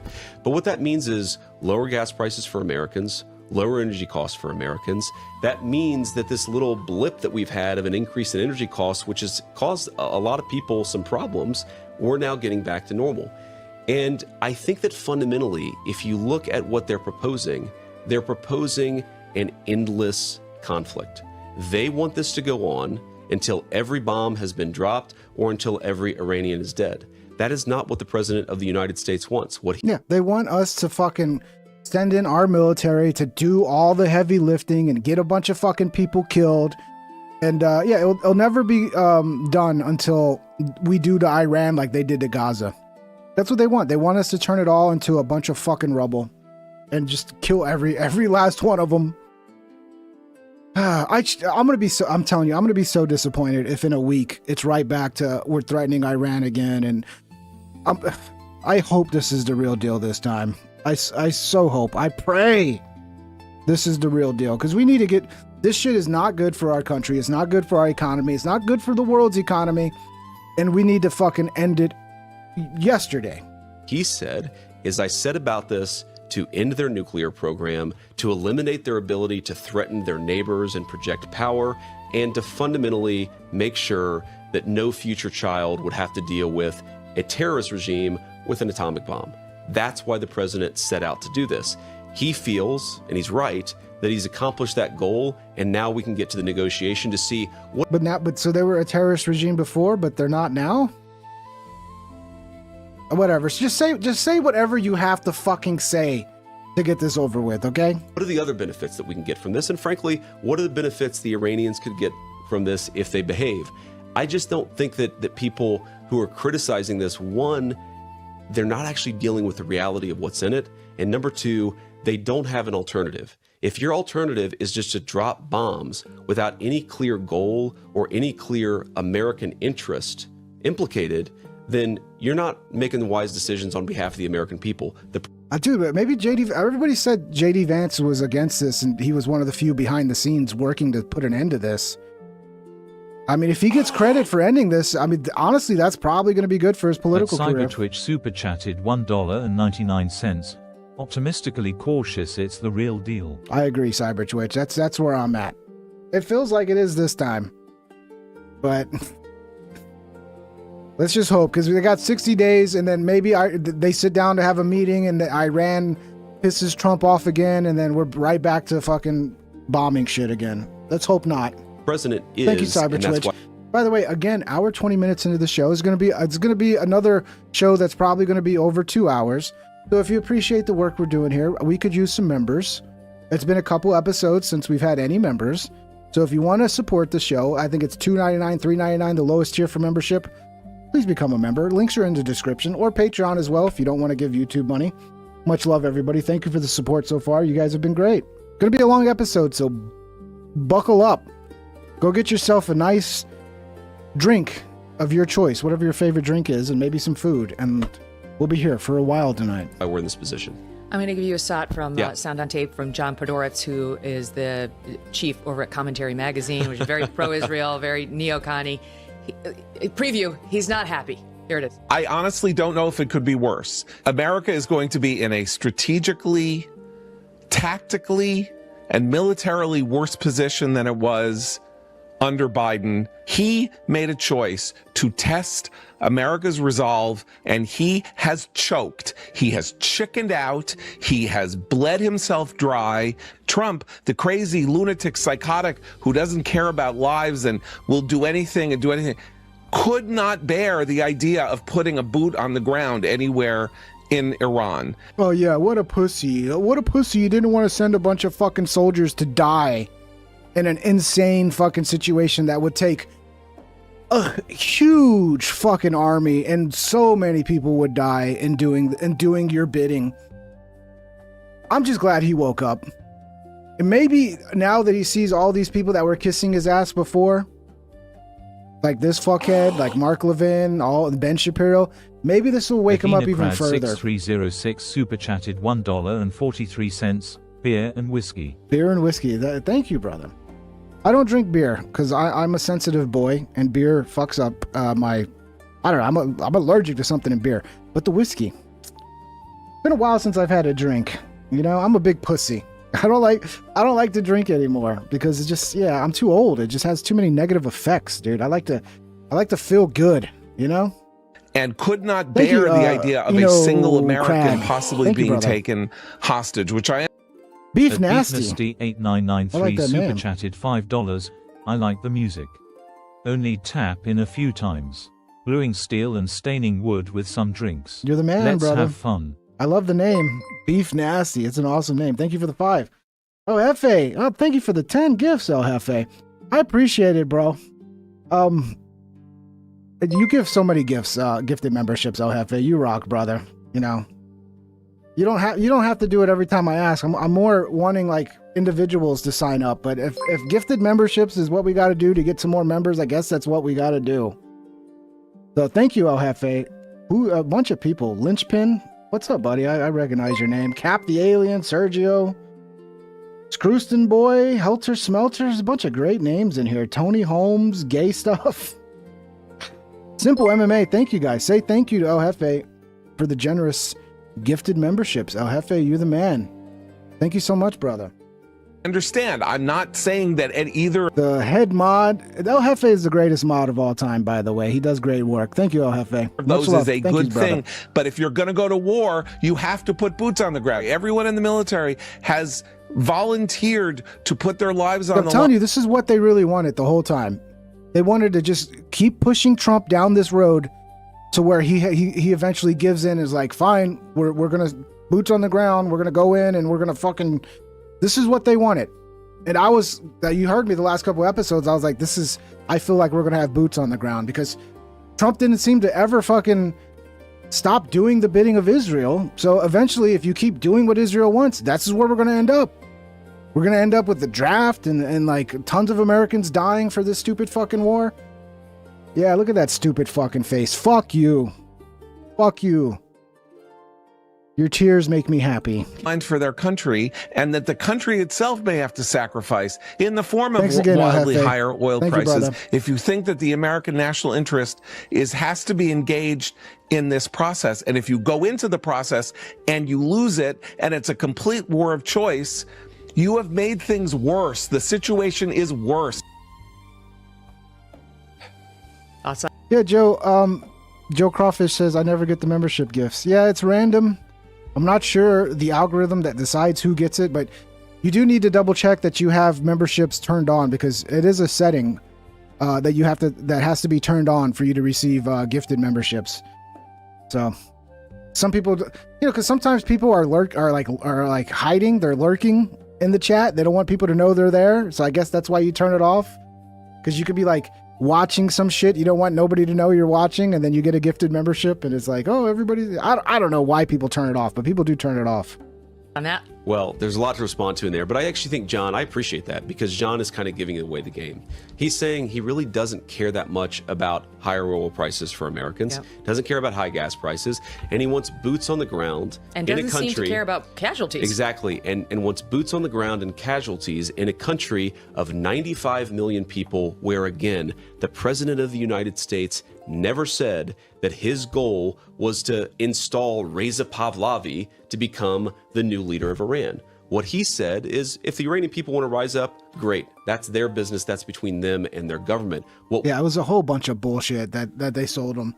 That they're ready to go. All you got to do is just start bombing them, and they're going to fucking rise up, and they're going to overthrow the regime. No, they just got more hardline in defending their own country, because what happens when another country bombs your country? You tend to support your own country. You don't, I don't know. It's such bullshit. Everything Israel said was going to happen turned out to be lies.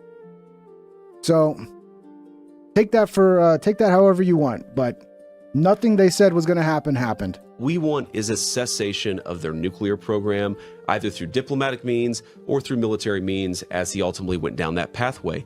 And I think, Megan, there's actually a deeper foreign policy debate that I think the last few months has sort of papered over here, which is when President Trump uses military power, he's not an isolationist, right? He's not a Rand Paul guy, a Ron Paul guy. Clearly. He never has been, never was. But what he is a guy who says, if I'm going to use American military power, I want to accomplish a discrete objective. And every single day I saw it very, very much on the inside. He was asking, have we accomplished that objective? Can we stop this? And once we got to the point where people were saying, yes, we feel like we are in a much stronger position. We feel like their nuclear program is destroyed. We feel like their conventional military, it's going to be impossible for them to rebuild it for very, very many years. He said, okay, then I want you to go and negotiate a deal that transforms the Middle East. And that's what he did. Thanks for watching this. I mean, look, I'm not in it just to hate on the Trump administration, just for the sake of hating on them, because I'm somebody with TDS. Like, I hate it that we got involved in this Iran bullshit. I think it was a betrayal. But now that they're doing the right thing, we got to be like, oh, thank you. Thank you. It's way late to the game, and you should have never done this, but I'm gonna call it when I think they're doing the right thing, which in this case, finally probably realizing this was a mistake and we've destroyed our coalition by listening to the fucking MAGA crowd. You gotta call it as you see it. In this case, thank you. Thank you for finally waking up to the fucking disaster that this has become. What's up, Megan? How you doing, sweetie? Megan, seriously, I know you watch this show, Megan. Hit me up. We'll have a good time. John Bolton says Iranians played Trump like a violin. He's desperate for a deal and they have maneuvered him. Well, you guys put him in this situation by lying to him. By telling him, oh, it's going to be quick and it's going to be easy and they're going to overthrow. And then it's dragged on now for what? 6 months? Some shit like that? 100 days or whatever. I forget the exact amount of time. And yeah. He's got no choice, dude. Because eventually he has to put the American people first. And if he's thinking rationally, we just can't keep doing this. At Metal2JS420 super chatted $2. What that music needs is Megan and French lingerie. Yeah, that would improve everything. Be honest. Thank you, Metal. Let's hear old John Bolton out. Exactly right, and the Iranians can see that. They've seen for weeks, if not months, Trump is desperate for a deal. He's desperate for a deal, and they have maneuvered him. They've played him like a violin. I don't know, maybe because, 70% of the world's fucking fertilizer is getting blocked, and that's, a problem. John Bolton, maybe Trump realizes, hey, if people are starving, that's not going to be good for me, but you don't give a fuck, do you, John? No, you don't give a fuck about the American people. That's clear. That's why they've got the deal that they want. So we're exactly right in the Iranian. Fucking John Bolton. Of course he's not happy about it. What else we got here? Benjamin Netanyahu. I mean, I'm not going to play this because he speaks and I don't know. I don't like listening to this fucking vampire. Benjamin Netanyahu says he will not comply with President Trump's peace deal with Iran and will strike Iran and Lebanon whenever he deems necessary. Netanyahu says he does not see eye to eye with Trump on this issue and that he is responsible for Israel's security. Netanyahu needs to be removed. I agree. They need a new leader. And yeah, I don't know how we keep Israel, but we're going to have to fucking play hardball with Israel.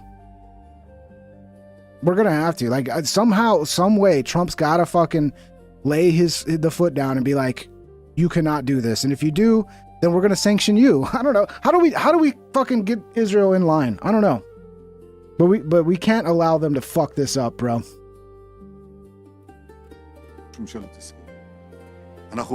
Okay, I can't listen anymore. Laura Loomer is furious. She says Trump should have never negotiated with Iran. I don't think... Boy, she's looking good these days, huh? This is definitely not a filter. This is...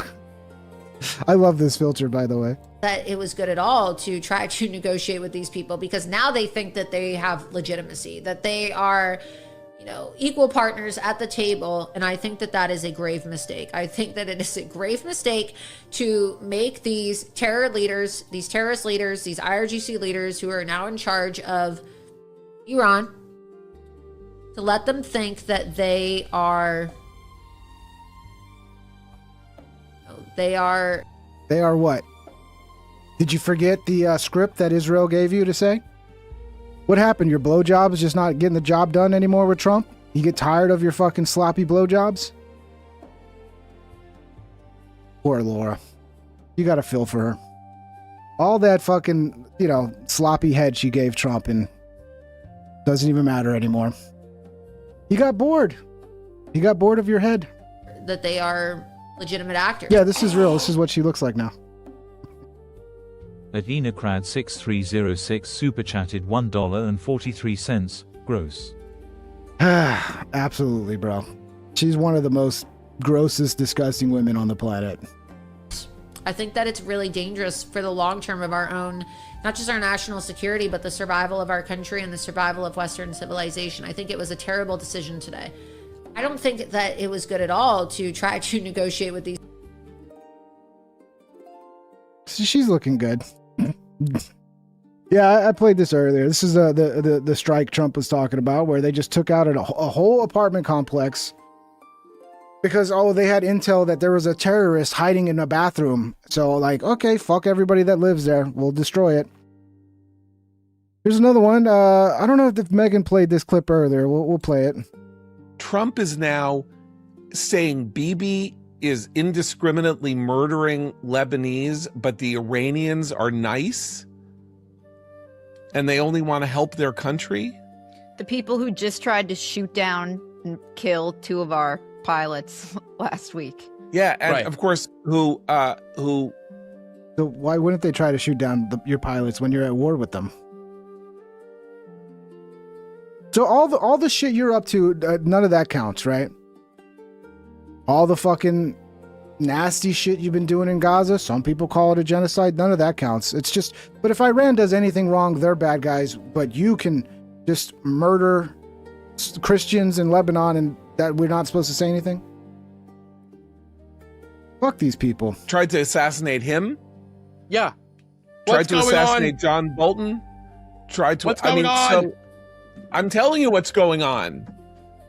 What's going on is something happened and he decided that he went the wrong way and he is ratcheting himself in the other direction. God bless it. Amen.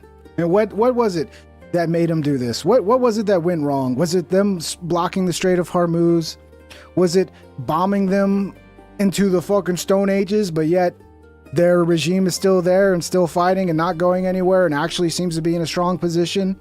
Was it that you guys fucking lied about how quick and easy this would be? Yeah, things went wrong. You guys should have had a better plan. You actually got what you wanted. You got the American military to wage war on your behalf, but you didn't have a good strategy. You didn't have a good plan, and you fucked up. You wasted a fucking wonderful opportunity to use our military for your own means. So just take the L. Take the L and go home. And it's almost as though when he was without restraint in the rhetoric that he was using, the militaristic rhetoric he was using, I only want unconditional surrender. I'm going to bomb your civilization. Da da da da da. Once he turns tail, suddenly Iran's nice. Gutter is brave. Another thing that he said today. And Gutter. Can we all decide on how to say Qatar? Please, because it's like every day it's somebody saying Qatar in a different way, and it's like, what is it? Is it gutter? Is it Qatar? Please, let's just all decide on one pronunciation and go with it. You will always be my friend, and you were so brave and so wonderful in these talks. And Israel is the bad guy. They are, though.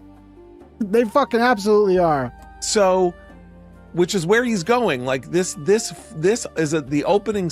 This weekend, he went from Bibi is, what the F are you doing? And you're without judgment. And now it's you're blowing up apartment buildings in Beirut. And the Iranians are really nice.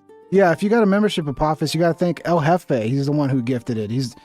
That's all El Jefe, man. What are we doing here? Oh, it's the end of the clip. I wanted to hear him cry a little more. Is there more? I honestly don't know if it could be worse, because if this war ends the way I love these guys crying like little bitches. Fear it's going to, America is going to be in a strategically, tactically, and militarily worse position than it was under Biden. No, because we wasted all of our fucking missiles and our Patriot missiles. We wasted them on this stupid war, and now we got to restock all that shit, and it's going to cost a bunch of fucking money. And we made our military look bad. Yeah, and it's your fault, retard. It's you guys who gave him bad information and pushed him to make this fucking retarded decision. And because he's waking up like a fucking, abuse victim who's getting beat up by her husband every night, like waking up to oh, maybe my husband doesn't love me and I need to leave. Like, that's your fault, fuckhead. It's your fault. So go wage all the wars you want, okay? Have fun, just not with us. And before Trump came back into power. That is to say, he made a choice to test America's resolve, America's ability to win war, to exert its will, to change the nature of the map. And he has choked. He has chickened out. He has bled himself dry. And better that we shouldn't have done it in the first place. Yeah, exactly. We shouldn't have done it in the first place. It is better late than never. At least he's waking up now. Because we have 25 years left. We have 75 years left of this century. We have 75 years left of this century. Trump, the crazy lunatic psychotic who doesn't care about lives and will do anything and do anything, could not bear the idea of putting a boot on the ground anywhere in Iran. And Megan played this earlier. We'll play it again. Could not bear the idea of a single American possibly being taken hostage, which I understand. I'm not saying that either of those is a good thing, but if you're going to go to war, you have to put boots on the ground. If you're going to go to war, you have to understand that there are sacrifices that not only is the military, which is a volunteer military, everyone in the military has volunteered to put their lives on the line for their country, and that the country itself may have to sacrifice So you volunteered, so you deserve to die? I mean, so we should just willy-nilly throw your life away? But it doesn't work that way. We still have a responsibility to our soldiers not to just throw their lives away for stupid wars that don't even benefit the fucking country that they're serving. But I love how much you care about our soldiers, fuckhead. You fucking piece of garbage, bro. Look at this guy. Look at this. He's so scared. Oh my God, we're going to stop killing people. I'm scared now. I only sleep good at night when people are dying. Form of wildly higher oil prices. If you think that the American national interest has to be engaged in this process, and if you go into the process and you lose it, and it's a complete war of choice, You have made things worse. The situation is worse. It's worse than it was on the 28th of February. And to get to the point that Seth was going to, which is why I'm so... Yeah, but it's your fault, though. It's all of you fucking mega types who talked him into this. It's your fault that it's worse. I mean, yeah, it'd be better if he never did this shit. But he listened to idiots like you. Crazy passionate about this. When we were talking about this in January, unlike you usually are, you're just crazy passionate about this. No, I'm out of my mind here. I haven't felt like this in a long time. Actually, poor thing. We said in early January, the problem with the American response to the Iranian uprising is that there is a history of America with populations under totalitarian rule rising up, and then those populations getting the idea that we were going to be the cavalry and ride in and help them and save them and help them win from Hungary to Prague and onward, and that under those conditions there were tragic consequences to those uprisings where they were crushed and tens of thousands of people killed and hundreds of thousands of people jailed and all of that because...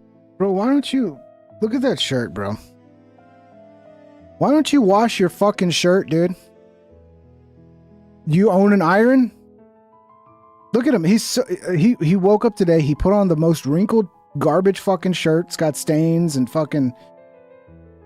What a pathetic mess, bro. What a pathetic mess. Killed and hundreds of thousands of people jailed and all of that because they got the wrong idea from us. And at least Dwight Eisenhower in 1956 didn't say to the Hungarian people, help is on the way. DJT, we're coming to save you. Yeah, because he bought the lie that they were ready. They wanted us to go and start bombing their own country so that they could rise up and overthrow the regime. And that was bullshit that was sold by idiots like you. Oh my God, every freeze frame of this guy is just gold, isn't it? He's so terrified. What is he so terrified of? It's funny how a peace deal seems to terrify these motherfuckers. What are you afraid of? Peace is not terrifying, is it? Peace is supposed to be great, but to these guys, peace is like the worst fucking thing that could ever happen. He said it. I didn't say it. You didn't say it. This is why I keep saying he chose this path. We were not forced into this path. It wasn't even anything like Kuwait. It wasn't even the war. We had to go to war in 1990 against Iraq, because Iraq had swallowed a neighboring country. Yeah, John. John says, I do my laundry every day, guys. Yeah, because you're like, you have some self-respect, John. This guy has no self-respect. This is a man who has no self-respect. Beefnasty 8993 super chatted $5. The military-industrial complex is crazy. I travel to towns that are propped up by this industry, and every manufacturer plays a role. It's crazy. And it's bad for us, dude. It's bad for our country. We waste so much fucking money just so these guys can enrich themselves off stupid fucking wars that don't benefit the American people. They hurt the American people, and they ruin our image among the world. It was something I thought, Trump would do something about, but he just, I don't know, man. I don't know all the fucking inside baseball with it, but he fell for some bullshit. But I agree completely, and thank you for the 5, Beef Nasty. Love the name. And just as Seth says, we can't allow... I'm going to change my name to Pork Nasty. A waterway to be closed and have a world that functions properly. Hell yeah, we got another member, Thickleaf. Thank you, bro. Thank you. Love to see it. Thank you, Thickleaf. If we sat there while one country swallowed up another and announced that it was its province and didn't do something, the world would collapse into chaos, because countries would be trying to do this all over the place. And 52 countries said, no, you cannot do that. That wasn't a war of choice. This Trump decided to do. I was happy he chose it. But I'm under no possible illusions that this was something that needed to be done. So if 'twere done, 'twere better, 'twere done quickly and had to be won. You couldn't lose. You couldn't do this and lose. And he is losing. And and outdated, overpriced munition mongerers. I agree, Volps. the future of warfare isn't like $1 billion fucking jets. It's cheap ass fucking drones, dude. That's the future of warfare. And the problem is our military industrial complex is so fucking in control of things that they're just going to keep making us fucking build this like insanely expensive force to when what we really need to be doing is having the best, cheapest fucking drones money can buy and making as many of them as possible. Because what we've learned from modern warfare is like, it's drones, bro. Drones is it. So you need to have more drones, faster drones, cheaper drones. That's where we should be focusing our future, how we fight wars and what our military should be, instead of all these fucking, how expensive can we make a plane? Let's $100 billion. Let's make a plane that costs $1 trillion. May not think that the deal is going to go through, and you may want to see the memorandum of understanding, but then I see J.D. Vance on CBS this morning saying the following, asked by CBS, the Iranians are saying they're going to have access to a $300 billion reconstruction fund. Is that true or false? And this is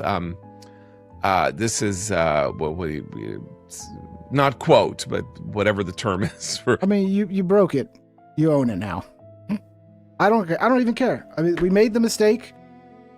We fucking destroyed a lot of their infrastructure. I mean, we hit like their water supply. So yeah, I mean, we're responsible for all that fucking damage. But I've heard that it's also the Gulf states that are mostly picking up the tab on that. So I don't know what the actual thing is, but I don't fucking care. Normally I would be upset that we're sending $300 billion. But in this case, let's just get this over with, okay?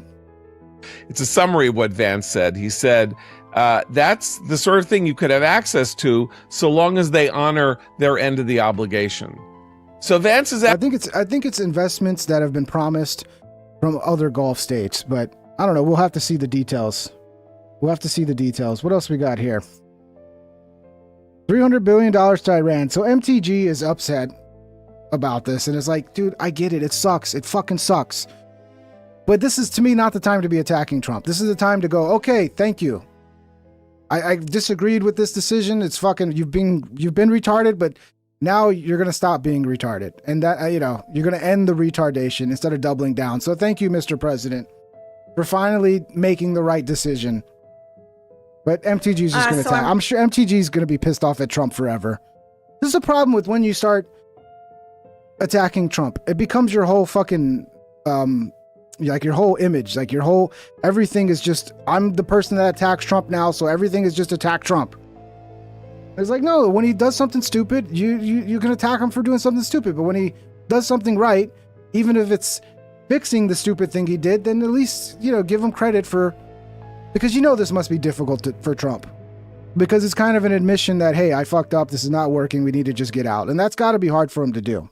I'm reading today that in the U.S.-Iran proposed peace deal that is supposedly going to be signed later this week, this is after we've been told at least 38 to 40 times that there's going to be a peace deal, but supposedly there's one. There is an agreement that there will be $300 billion be given to Iran for reconstruction and investments for Iran. Now, I'm assuming this comes from the American taxpayer. Well, that's okay. You're assuming. Okay. You know what they say about people who make assumptions? You make an ass of yourself. I've heard that it's coming from the Gulf states, that they're going to invest in Iran. And if they invest in Iran, they have some say in the future of Iran. And, you got to give Iran something. There's got to be something at the end of the fucking rainbow for them to be willing to play ball. And that's just is what it is, man. And I want to tell you, that's a bunch of bullshit. This is a war that Americans did not support. As a matter of fact, we said no more foreign wars, and that's what we voted for in 2024. Well, Trump decided to bomb Iran and go to war against Iran on behalf of his good friend, Bibi Netanyahu, in Israel. Yeah, no shit. We all know this already. Okay, now we're on to the part where we gotta fucking drop the fucking, okay, we're all pissed off about that. We've all been screaming about it for months now. Now's the time to go, hey, I don't think this was the right decision, but thank you, President Trump, for finally fucking making the right decision here. But yeah, just keep attacking MTG. And he's on record saying that he did this for Israel, while he claimed that it was to stop Iran from having a nuclear weapon. By the way, former DNI Tulsi Gabbard told Congress that Iran was nowhere close to having a nuclear weapon, and so did other nuclear regulatory agencies, said Iran was nowhere close to having a nuclear weapon, but Trump went ahead and bombed them anyway. Well, this cost Americans approximately $2 billion a day and depleted much of our weapons and ammunitions that we need for our country's defense. But let's add on to that. What else did it do? You know what it did? It drove the cost of gasoline that hurt the average American citizen. Drove it to over $4.50 a gallon, drove diesel up close to $6 a gallon. Thank you, MTG. None of us were aware of this. Nobody was aware. Dude, the freeze frames. I am a freeze frame god, dude.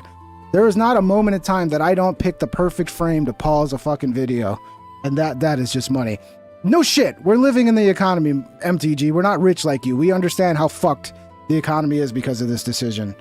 But I mean, I don't want Trump to go back on his decision. So I want to praise him so he'll feel good about making this decision and not just keep attacking him when he finally does the thing we've all said he needed to fucking do the whole time. He does it, and then it's just nag. It's not helping anything. And much higher prices if you live in states like California. So not only have Americans already paid the price at the pump, also including inflation went up. We've been paying $2 billion a day for Trump's war in Iran and Israel's war in Iran. And now we're getting told that we may have to pay an additional $300 billion to rebuild what Trump and Netanyahu decided to bomb. This is a bunch of bullshit. Yeah, but how much money will we save by stopping the war? So what, you want the war to keep going on, MTG? So you're upset that the war's going and it's costing us all this money, and then he finally makes the decisions that unfortunately we have to make to end this war, and then you're still not happy. So how do we make you happy, MTG? Because I'm fucking happy, because finally this work, it seems like we're going to stop this fucking nightmare. You just can't, some women, you can't fucking please them, bro. You can't please them. It looks like somebody jizzed in her fucking left eyeball. Be careful. Do not get jizz in your eyeball, MTG. It's not good. You could go blind from jizz in the eyeball. Yeah, that's the end of that video. Look, MTG, I appreciated you standing up against the Iran war and speaking the truth. But like, this is all old news. We're all very aware of the cost of this war.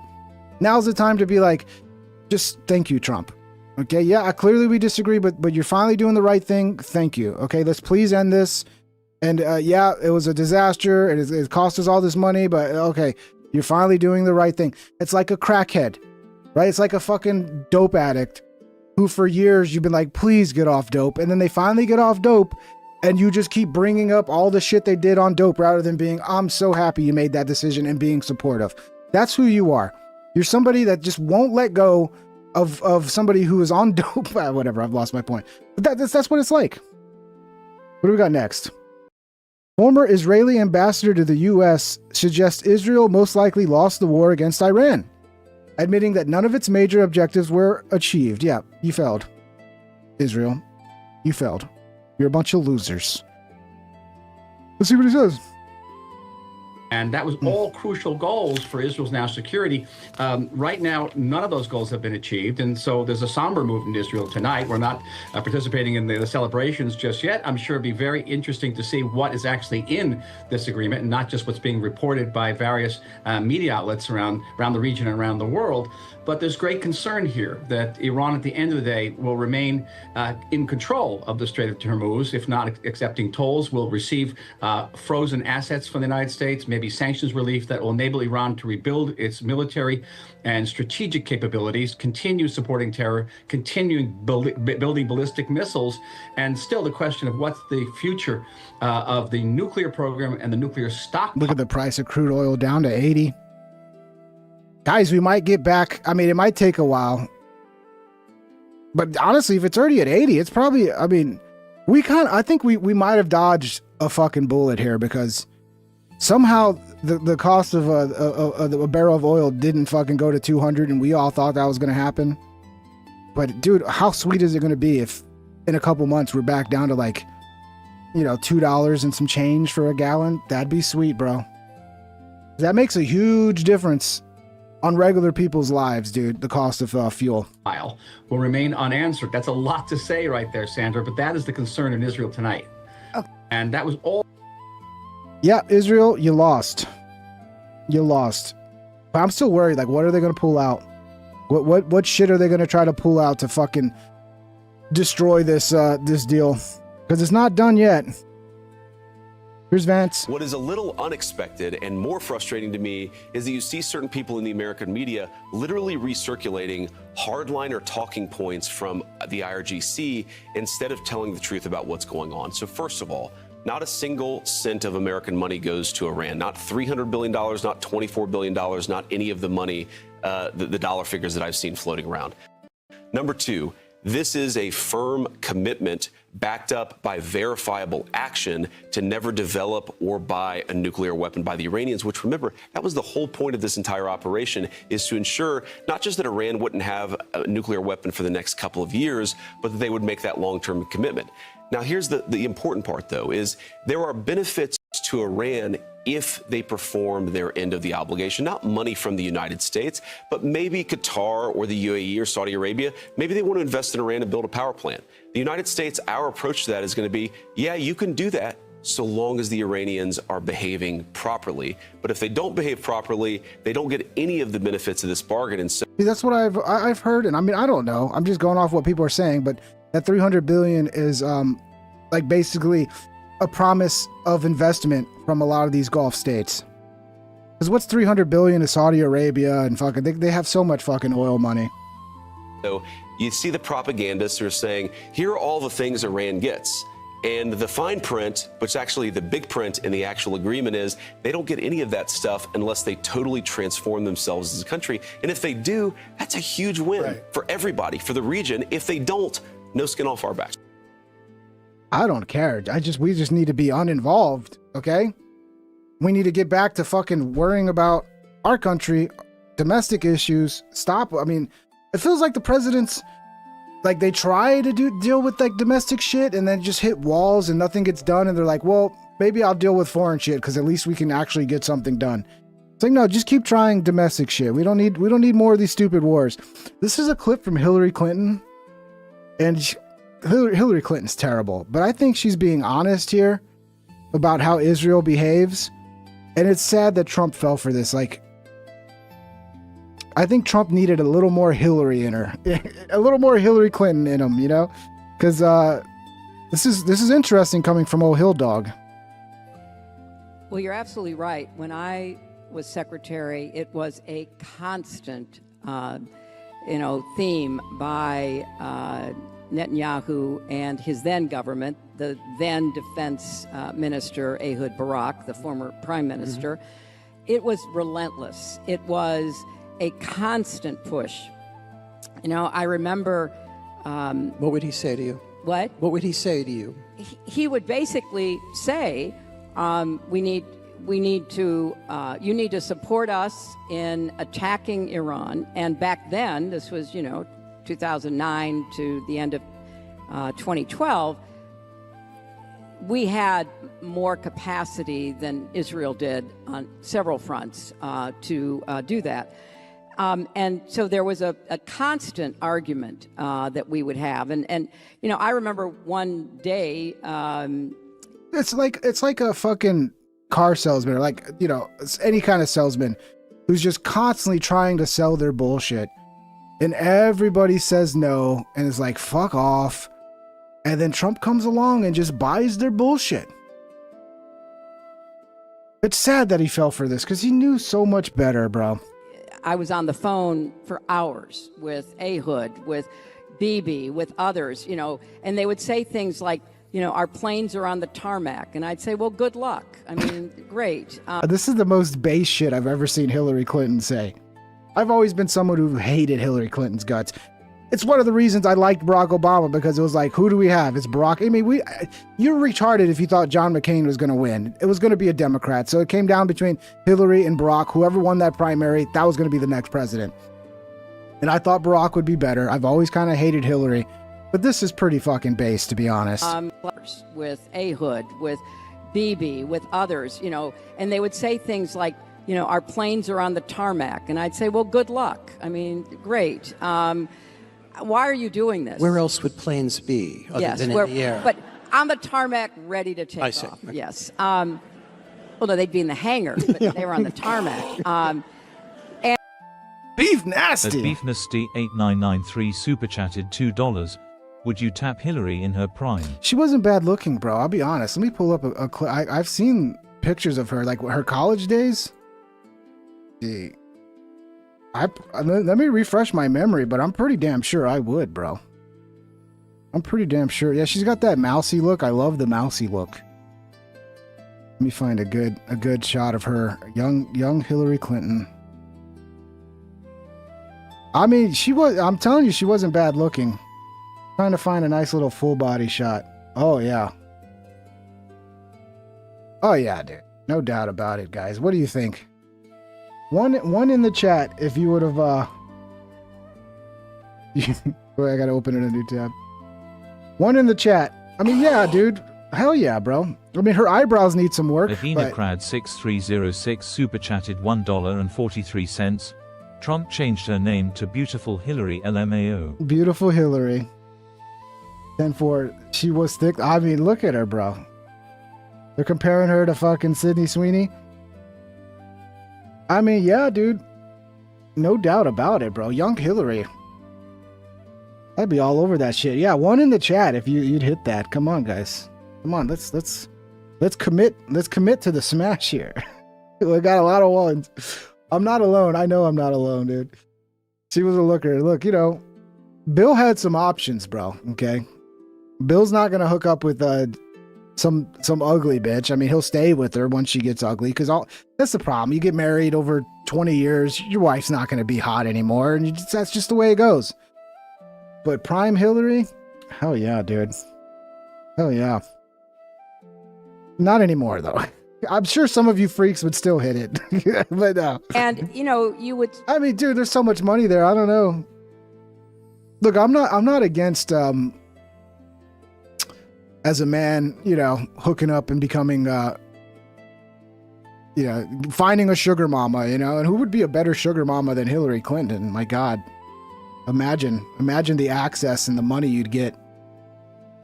No, actually, you'd probably just get murdered. It'd be like, you know, some House of Cards shit where like she would use you up, and then like when she doesn't need you anymore, you just have some sort of weird accident, you know.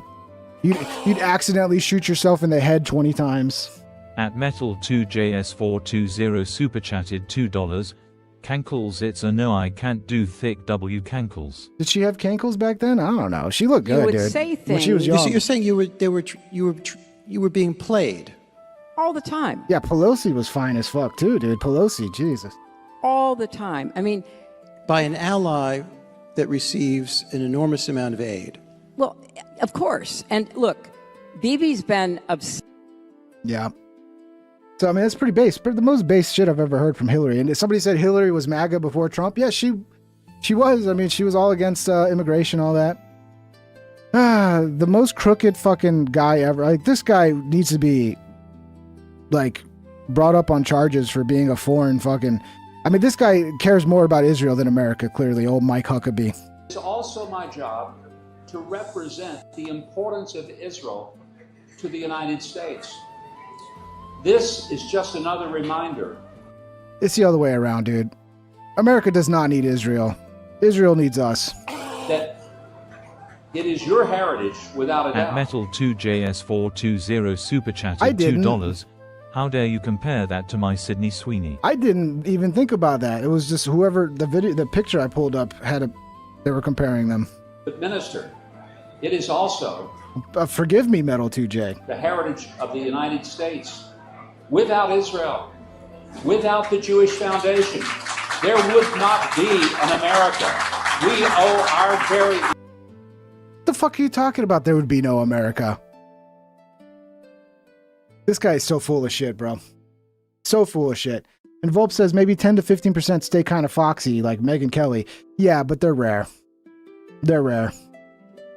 If you marry a woman who stays hot into her 50s, like you hit a fucking gold mine, bro. existence for what happened in this land. What a retard. What a retard. One of the most retarded things you could ever say. Good news, everyone. If Trump makes Netanyahu angry enough, he may release all the Epstein files. At this point, I mean, just fucking, who cares, bro? Just let him fucking release all the blackmail. It can't be that bad. I don't know. Maybe it is. Maybe it is. But at this point, I don't fucking care. If there's a real deal between the Americans and the Iranians, and it's going towards that, Netanyahu will try to sabotage it. One of the ways he'd sabotage it is by putting out Epstein material against U.S. government. Okay, well, maybe we need to go to war with Israel. I think there's more American support for us bombing Israel than for us bombing Iran. I know that sounds crazy, but I've seen the polls. I've seen how people vote on this. And you'd probably have more support from Americans for bombing Israel than you got for bombing Iran. Crazy, I know, right? But a lot of people are really pissed off at Israel over the Gaza genocide, now what they're doing in Lebanon, and then dragging us into a stupid fucking war. I'm not saying I would agree with that. I don't. That'd be another stupid foreign war to me that we got to stay out of. But just saying, if they're going to play these fucking games and try to, like, you know, control our politicians behind the scenes and blackmail our politicians, maybe they are the bad guys. To me, they're just as bad as Iran, if that's the case. Officials, including Trump, and he put it out there. Oh, Prime Nancy was really something. I think she slept with JFK. Did I pull up a picture of a young Nancy Pelosi? I think JFK got some of a young Pelosi. Let's see. Young Nancy Pelosi. Oh yeah, here's the photo of her with JFK. Pretty sure JFK hit that. I mean, what didn't JFK hit back in the day? Yeah. I forget. I always forget to do the open image and new tab. Yeah. Not bad. She's a cutie. Oh, JFK, man. Get your dirty mitts off of her, JFK. Fucking JFK, man. What a life that guy lived. Breaking. President Trump is reportedly considering dismissing several senior administration officials who opposed the Iran agreement, including Defense Secretary Pete Hegseth. Yes, please, get him the fuck out of there. Get that retard out. He's an idiot. Doesn't belong there. He's a laughingstock. And CIA Director John Radcliffe. Yeah, he can go too. Get him the fuck out. According to Israel Hayam, U.S. sources cited by the outlet say Secretary of State Marco Rubio, get him the fuck out too, bro, currently appears to be safe, having avoided publicly criticizing the agreement and retaining significant support within the administration. Now get Rubio out. Rubio was a mistake. He's a snake in the grass. He's a neocon. Get rid of all the neocons, okay? Just get rid of all of them. We don't need them. Here's a clip of Mark Levin calling out Jack Posobiec, suggesting TPUSA clean house, and insinuates he's a neo-Nazi. Jack Posobiec, a neo-Nazi? Bro, I don't watch Jack Posobiec, but he seems to be like kind of the most like milquetoast of the MAGA supporters. And even he's getting called a Nazi now, probably because he's criticized the Iran war, I'm sure. Jack Posobiec. Oh, the great Jack Posobiec. Oh no, it's another crash out. Sounds like he works for the High Wire Act. Hey, there's Posobiec up there. Who's Posobiec? Yeah, Posobiec. If that is his name. Is that not his name? What is he, some fucking spy who's like, what are we doing here, dude? Over at Turning Point USA, I love them. They really need to clean this up. They really do. They should not have these slime balls. Or what? Or what? Is somebody else going to get whacked? Embrace neo-Nazism. Embrace individuals from overseas. I believe this guy's from Sudan or Syria, this guy who he embraces, Maurice or whatever his name is, with his horrific statements. They should embrace people who prop up Iran and prop up Hamas. They should get rid of these people. Dude, MMA KO TV, what's up, buddy? It's all like angry old people that listen to Mark Levin. It's like all those, get off my lawn, you whippersnapper. It's all those types. They love Levin because he's one of them. You know, he's one of their people. He should clean house of these people because they're going to drive them down. Jack Posobiec, ladies and gentlemen.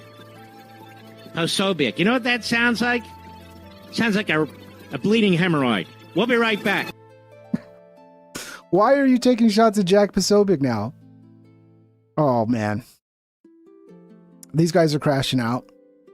They know it's over for them. They had their little moment. They were able to fucking, like a little parasitic worm, fucking worm their way in and take over Trump's thinking. And then now Trump took some fucking ivermectin and the parasites are dying off and they're all fucking flipping out, bro. I love it.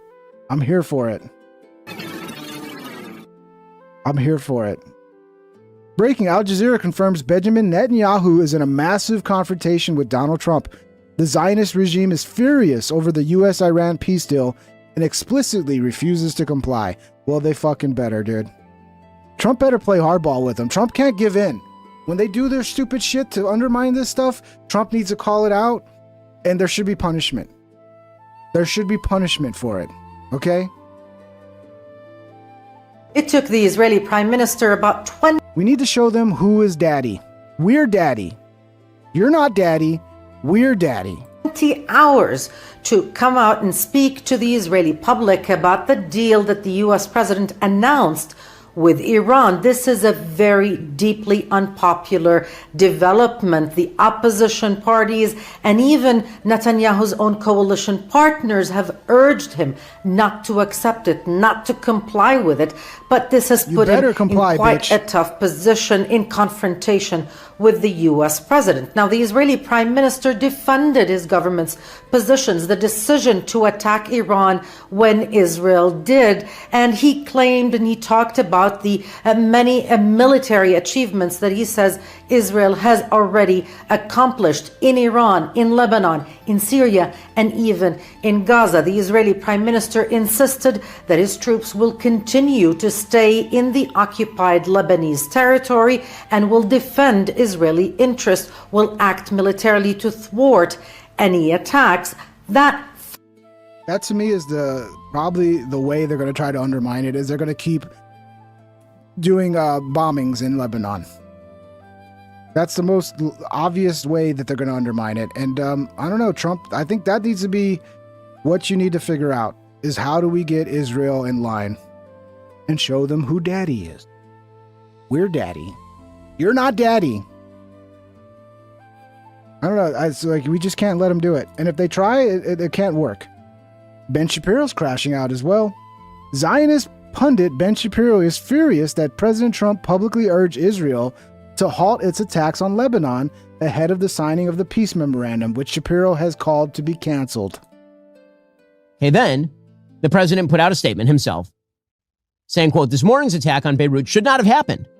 So again, the idea is that Israel is just supposed to accept rockets incoming over its border targeting its citizens as well as drones because Iran says so. And the president says this morning's attack on Beirut should not have happened, particularly on a special day when we are so close to a peace deal with Iran. Well, I will note that on that very special day, Hezbollah, which is an Iranian-backed terror group, fired drones into Israeli sovereign territory. He said Israel has the right to defend itself against threats, but the attack it was responding to was very small and meaningless. Nobody was hurt, injured, or killed, and should not disrupt this important process. I really don't think the president would see it that way if, say, Mexico had fired a bunch of drones into American soil and blown them up and no one got killed. I don't think it works that way. I'm pretty sure it doesn't work that way. That you're basically free. We shouldn't spoil this, we shouldn't spoil this very important day just because you fired a rocket at my house and you happen to hit my front lawn and not kill anybody. He said, we are very close to a deal that will bring peace to the region. Yeah, well, because we don't give a fuck at this point, dude. Okay? You've brought this shit on yourself. All right? This is all self-caused. So, we don't give a fuck. We want to end it. And that's what matters more than whether or not they shot a rocket into Israel at this point. We don't fucking care. You've lost our sympathies. And it's your fault. Look in the fucking mirror. Including to Lebanon. And all sides should stand down. All sides should stand down. One of these sides is acting the...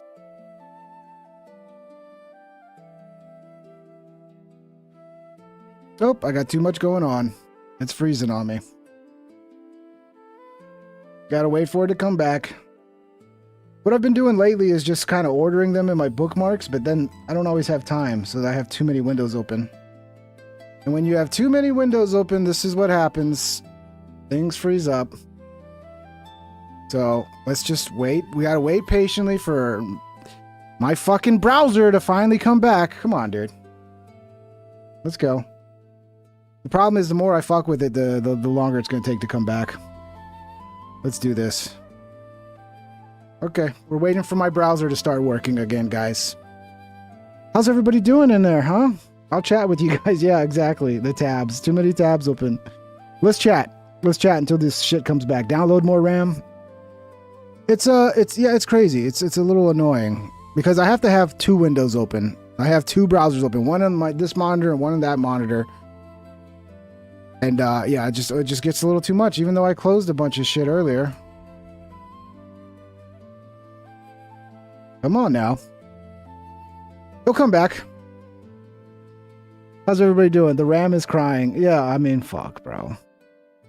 Download more RAM. I gotta get a new processor so I can get the latest RAM, because I'm on like the older RAM and shit. What's up, Ping? Loving the show. Thank you, Akuma Skill. Or close Pornhub. How dare you, Dante's Guide. I can't close Pornhub. It's you know, it's gotta be in the background. Come on, man. What do you think I am? Some dirty gooner using Pornhub? It's Pornhub. Pornhub is illegal in Texas, guy. Okay? I don't use Pornhub. Get most of my news from you? Okay, well, hey. I like it. Thank you, Akuma Skill. I see you here a lot. I appreciate you guys. You guys that are here every day. Maybe it's the background music. Yeah, that's part of it. When I have the background music going, because I'm playing it from Suno, because it's like my own AI creations.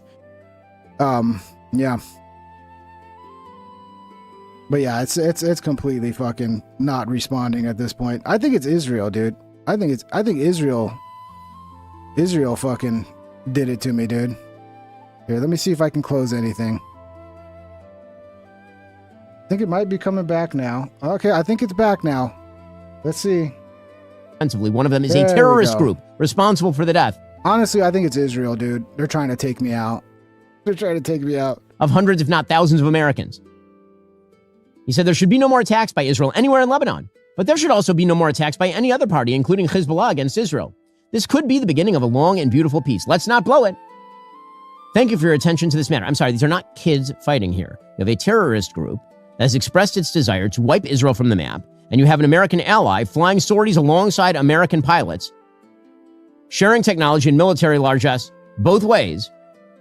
And the idea is that that state is supposed to what? Just go silent when it is attacked? And then Trump went to Axios. And again, this is just the kind of signaling that is not useful. It is not good. It does not help negotiations. It looks like weakness. And the Iranians can sense weakness. They can smell it. The president went to Barack Ravid at Axios, who used to be like the... Bro, this fear-mongering over Iran doesn't work anymore, dude. No one gives a fuck. Maybe some people are still falling for it. Oh my God, Iran's gonna end the entire world now if we don't blow them up. Like, nobody's falling for it, dude. Again, if you did polls, you'd find more people are concerned about the warmongering of Israel than they are concerned about Iran. Oh, look, I'm telling you, dude, I never miss. I never miss, dude. Every pause is a golden pause. What's wrong, Ben? Oh, are you sad, Benny? Oh, Benny Shapiro, are you gonna cry? Obama cutout. And then he became J.D. Vance's team's cutout over at Axios. And now the president is using Barack Ravid as his cutout. And the president went to Axios. And he said that he was shocked when his advisors called him to brief about that Israeli strike in Beirut. And he fumed at Netanyahu. Quote, "It is so bad I couldn't believe it. An hour before we're supposed to sign the deal." Trump acknowledged that Hezbollah attacked Israel first, but stressed it didn't cause any damage and nobody had been killed. Why did Bibi have to do an effing attack? I was so pissed off. I let him know. He has no effing judgment. I let him know that. And then he said the same thing to the Wall Street Journal. Bibi shouldn't have done that. I didn't like it at all. They fired a couple of small missiles and missed their mark by a lot. Yeah, but why did you destroy a whole apartment complex? Maybe, look, if you came out and said there were the whole apartment complex, like there was 80 terrorists inside that apartment complex, 80 Islamic fucking terrorists. But no, you haven't came out and justified. You just said, well, there were some activity. Like, tell us who was there, how many people were there, and how many civilians who had nothing to do with Hezbollah were killed. But now you don't give us those details. I wonder why. They have to fire back, then he'll fire back, then the whole thing never stops in the Middle East. So we are now back to what? Cycle of violence nonsense? That suddenly there's no difference between Israel defending it. El Jefe. That's crazy how you give so many memberships and you weren't even a member. Welcome, El Jefe. You are now a fucking member. Thank you, brother. Itself. And Hezbollah firing missiles and rockets at Israelis in Israeli territory. Okay, this is the problem. This is why I am skeptical. So again, I think that there's not much in this 60-day memorandum. I think the memo of understanding is probably open-ended. I think it probably doesn't involve a lot of substantive discussion. I'm hopeful that essentially all it is the United States saying, listen, we're done here. We've done most of the damage we're willing to do. You want to mess around in the Strait of Hormuz, that's your business. The Europeans and the Chinese can take care of it. We're out. I'm hopeful that's what this is. And that basically there is no second step, because I think a second step would be quite bad. But we're not going to know until we see the text. The one thing I will say with regard to the president and the vice president and the signals they are sending, if you keep sending the signal to a terror-backing regime that chants death to America. Yeah, but like Theo Von said, you're calling everybody terrorist. It sure seems like you're the fucking terrorist, bro. Yeah, I wanted to see about this apartment building, what we know about it now. At _Lynch PIN super chatted $2. Awesome show tonight, brother. Well, thank you, bro. Thank you. I try my best, bro. I try my best, and I appreciate it when you guys enjoy the show, and I feel like, okay, I did a good show. Because it's not easy, man. It's not easy. You know, I don't get to have famous celebrities come in and carry the heavy load. I got to do this all on my own, man. The solo show. It's fun. It is fun doing a solo show. I think I enjoy it more. Although I do enjoy having celebrity guests, but it's fun, you know? I do my thing, and I'm glad you guys enjoy it. Thank you so much for the super chat, brother. Yeah, this is what Grok says. Recent incident, most likely what you're referring to. On or around June 14th, 2026, Israel conducted an airstrike on an apartment residential building in Beirut's southern suburbs. A known Hezbollah stronghold. Death toll. 3 people killed, initially reported as 2 to 3, later updated to 3. Okay, that's surprising. I guess maybe they had a warning and got a bunch of people out of the building. Wounded, around 6 to 15 people, plus damage to neighboring buildings and shop. Hezbollah versus civilians. Israel stated the strikes targeted a Hezbollah command center apartment used by the group in response to Hezbollah firing at northern Israel. Lebanese reports describe it as hitting a residential building in a Hezbollah area, but no public confirmation or specific high-ranking Hezbollah deaths or detailed civilian militant breakdown for this small-scale strike, and such urban strikes on claimed militant sites. Lebanon often reports totals without distinguishing, while Israel emphasizes military targets.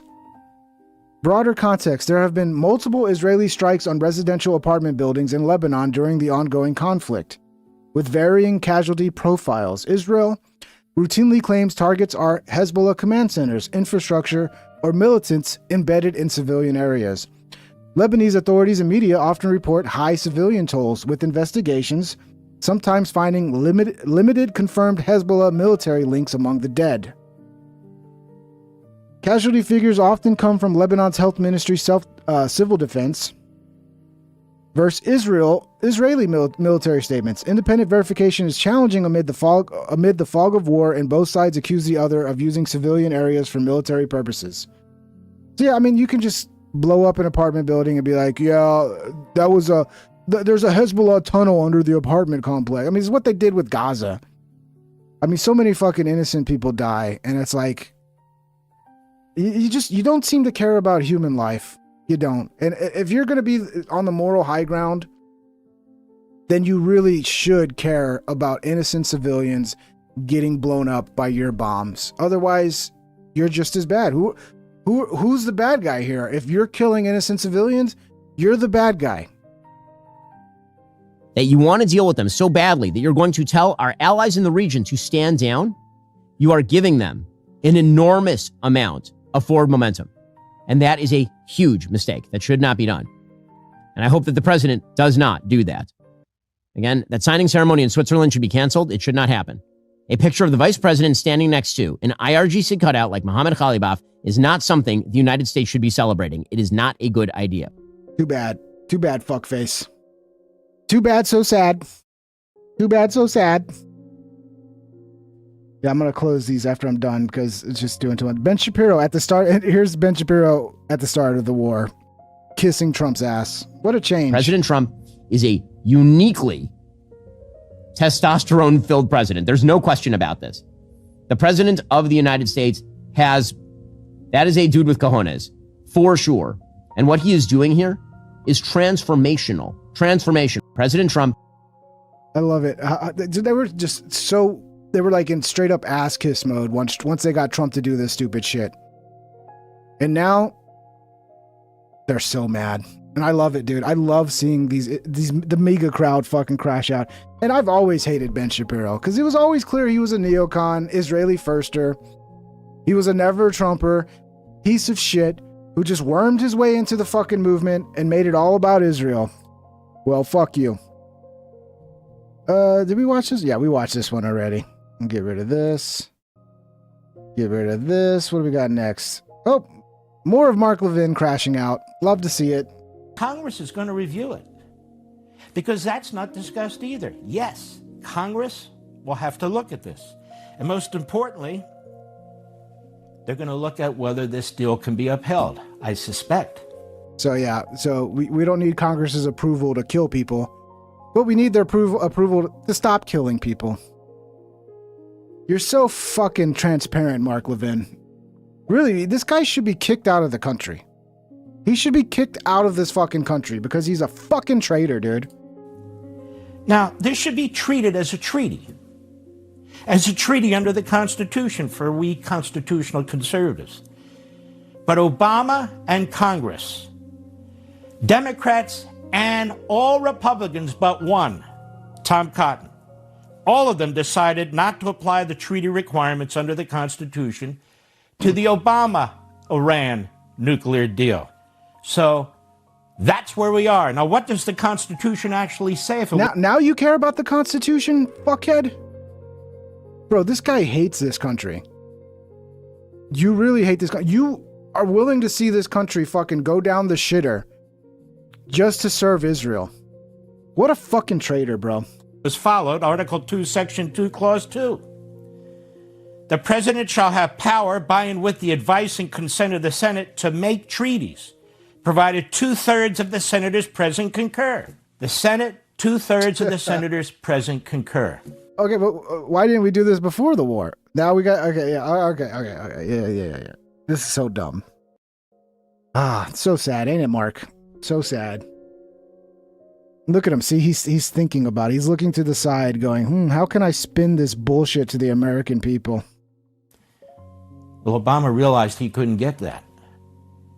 So he conspired not only with his party, but the Republicans to get around it. Because that's a high bar. And it's set intentionally as a high bar by the framers of our Constitution to ensure that any arrangement and any agreement with a foreign power is so beneficial to our country that it not only passes with the support of Congress, but we're going to call it a treaty, and the Senate, which represents the states, at least theoretically, can only approve it with a supermajority. At CyberTwitch super chatted $1.99. Proclaimed voice of America isn't even for America. It's so sad, isn't it? He represents America, but yet he's got no loyalty to this country. His loyalty is to some foreign nation. Again, he needs to be deported, bro. He needs to be deported. Strip him of his citizenship. Send him back to Israel. Let him go live in Israel so he can be happy, because clearly this country sucks. Clearly he doesn't like America. Unless we're fighting stupid fucking wars for Israel. Then we're great. We're great. As long as we're going and dying in some foreign fucking country for Israel, then we're okay. But the moment we're like, yeah, we don't want to do this. Oh, now we're all terrible. We're all a bunch of fucking Nazis. Now listen to this. The deal now, like the precedent set by Obama and the Republicans and Democrats in Congress, will require Congress to prevent the deal by 2/3 of both houses. In other words, it's flipped. It's flipped. The process is flipped. So it's highly likely that this deal, despite the hostility of the Democrats and objections by some Republicans who don't believe a deal should be going through at all, it's likely it'll sail through because that's the way the system was perverted. It's not perverted when we start wars without Congress's approval, but it is perverted when we end wars, but now we need Congress's approval. Dude, it's so transparent, bro. We're not falling for your bullshit, bro. But that also means that it will not be binding on any future... Yeah, don't say that, John, okay? You guys got John all worked up over Mark Levin, huh? Don't say that, John, okay? Somebody might take it the wrong way. John, man. John's hardcore, bro. We love you, John. President or Congress, because it's not a treaty. All you got to do, John, you just got to contact your local representatives and let them know that you want Mark Levin to be stripped of his citizenship and sent back to Israel. That's all, John. Okay? Got to send him back to Israel. He'll be happy there. He'll be happy there. Alex Jones. Oof. We can't have an episode without hearing from Alex Jones. Let's see what he's got to say. Watch Trump tell the G7 that Israel needs to stop committing genocide in southern Lebanon as a former high-level intelligence officer warns Israel planning to release select Epstein files in an attempt to blackmail Republican leaders into continuing the Zionist state's regime change operation in Iran. Let's hear from Alex. He's done an amazing job of pulling it together. He's not a Boy Scout, but he's done an amazing job of pulling it together. And he is very good with Hezbollah, does not like them. And I'll tell you what, Israel's fighting Hezbollah too long and too many people are being killed. And you don't have to knock down an apartment house every time you're looking for somebody, because there are a lot of people in those apartment houses, and they're not all Hezbollah, that I can tell you. And I suggested to Israel to let Syria take care of Hezbollah. Because to be honest with you, I think they do a better job of doing it. Is that on board? And I didn't like Syria. I didn't like... Yeah, we watched this earlier, so this really pissed off Israel. What do you mean Syria's going to do a better job? Oh. Syria, he's pulled that. I mean, we just don't trust you at this point. I don't think Trump... I mean, it's good. If Trump is starting to not trust Israel, he has every reason not to. So it's good that he's finally waking up. Country together amazingly quick. If there's a real deal between the Americans and the Iranians, and it's going towards that, Netanyahu will try to sabotage it. One of the ways he'd sabotage it is by putting out Epstein material against U.S. government officials, including Trump. And he put it out there. New material that wasn't seen before. So this is a lot of what people think is going on, that Trump is being blackmailed over his association, whatever he did with Epstein. Because it is possible Trump did some shit. Okay, that's possible.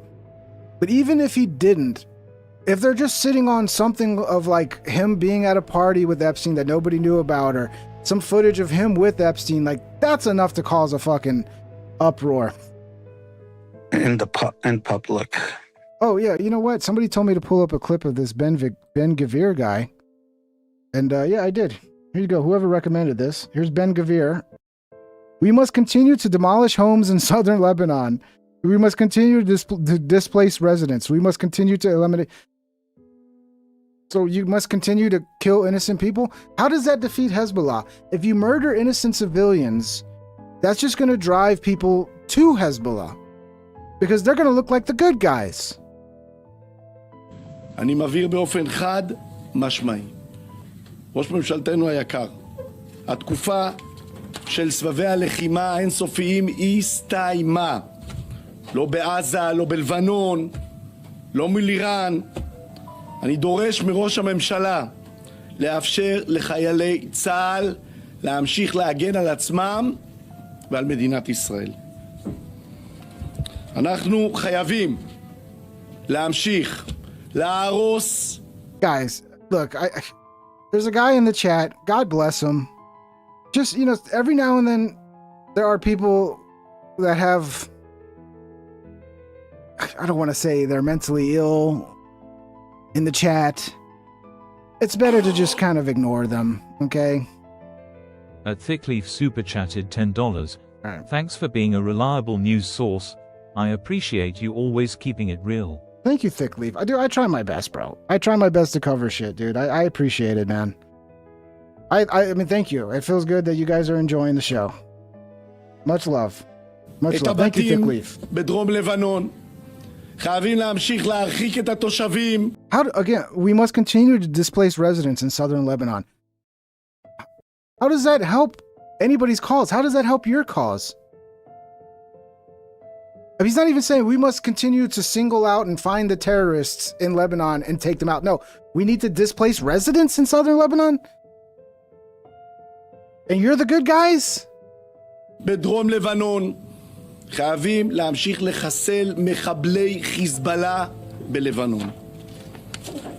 כל שבר או רחפן, כל טיל, כל ירייה שמשוגרת No, I don't want to call the guy out because I feel bad for people like that. And I think sometimes it's just best to ignore them.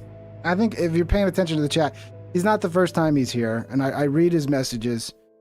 And it's like, I mean, if it's true, you have the craziest story of all time. But it's fucking... get some help is all I would say. Get some help. God bless you. Thank you for being here. Yes, I'm talking about you, Metal. JS420 super chatted $2. Are you talking about me imperfectly sane?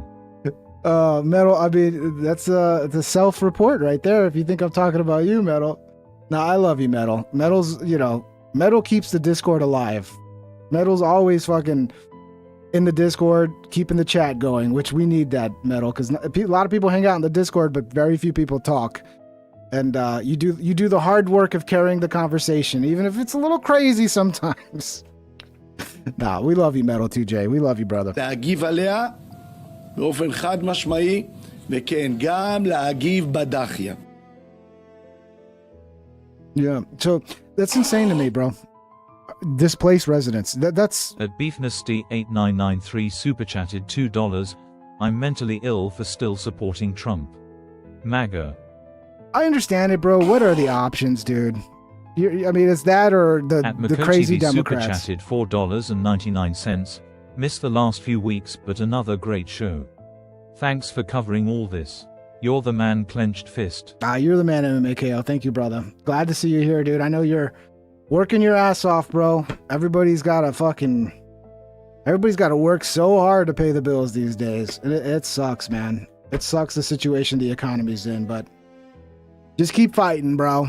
You know, you got to do what you got to do. Thank you for the super chat, MMAKO. I hope you're doing good, buddy. And if you guys don't know MMAKO, he's a longtime viewer. Also, another great editor. You got to go check out his channel. He's got a lot of fucking hilarious Pink Trip style edits, you know, for lack of a better way to explain it. But yeah, Ben Gavir, what a wonderful human being. Yeah, they're definitely the good guys. So it's not just Trump. I know that Howard Lutnick is mentioned. There are other officials. And not just Trump, other officials. Everybody thinks I'm talking about them. Guys, you know, come on. You know I'm not talking about you. It's a guy that's you know, I don't want to call him out because I feel bad. He seems to be suffering from delusions of grandeur, or he's got the craziest story ever. Look, I'll just say, because everybody thinks I'm talking about, it's that TYEM guy, you know? And no, and look, TYEM, please don't stalk me and show up and murder me or anything. You know? Just, you probably need to talk to somebody, dude. You need to talk to somebody. Maybe there's something somebody can help you. Or, I mean, maybe your crazy story where you're at the center of everything in the world, maybe it's true and you need your story to get out there. I don't know, but it seems like you're maybe having some sort of delusions. And God bless you. But there's always going to be people that show up in the chat who are just not, you know, occasionally you get people who are mentally unwell. And, you know, just don't attack them. Who knows what they're going through. Too, yes. And he'll try to sabotage the whole negotiation and deal that would be that they're trying to make together. All right, let's see what old Alex has got to say. Now, the reason I knew this time was different, and there was a real chance at peace. I hate when I run out of coffee. 110 days into this fiasco, is Netanyahu and Ben-Gvir and all the rest of the Israel First, Super Zionist, Greater Israel Project folks that are manipulating our elections, trying to take over the Pentagon and intelligence, including federal law enforcement. They have been really upset about this deal the last few weeks and have been bombing Iran, bombing Lebanon, intensifying attacks. They have said to derail this framework.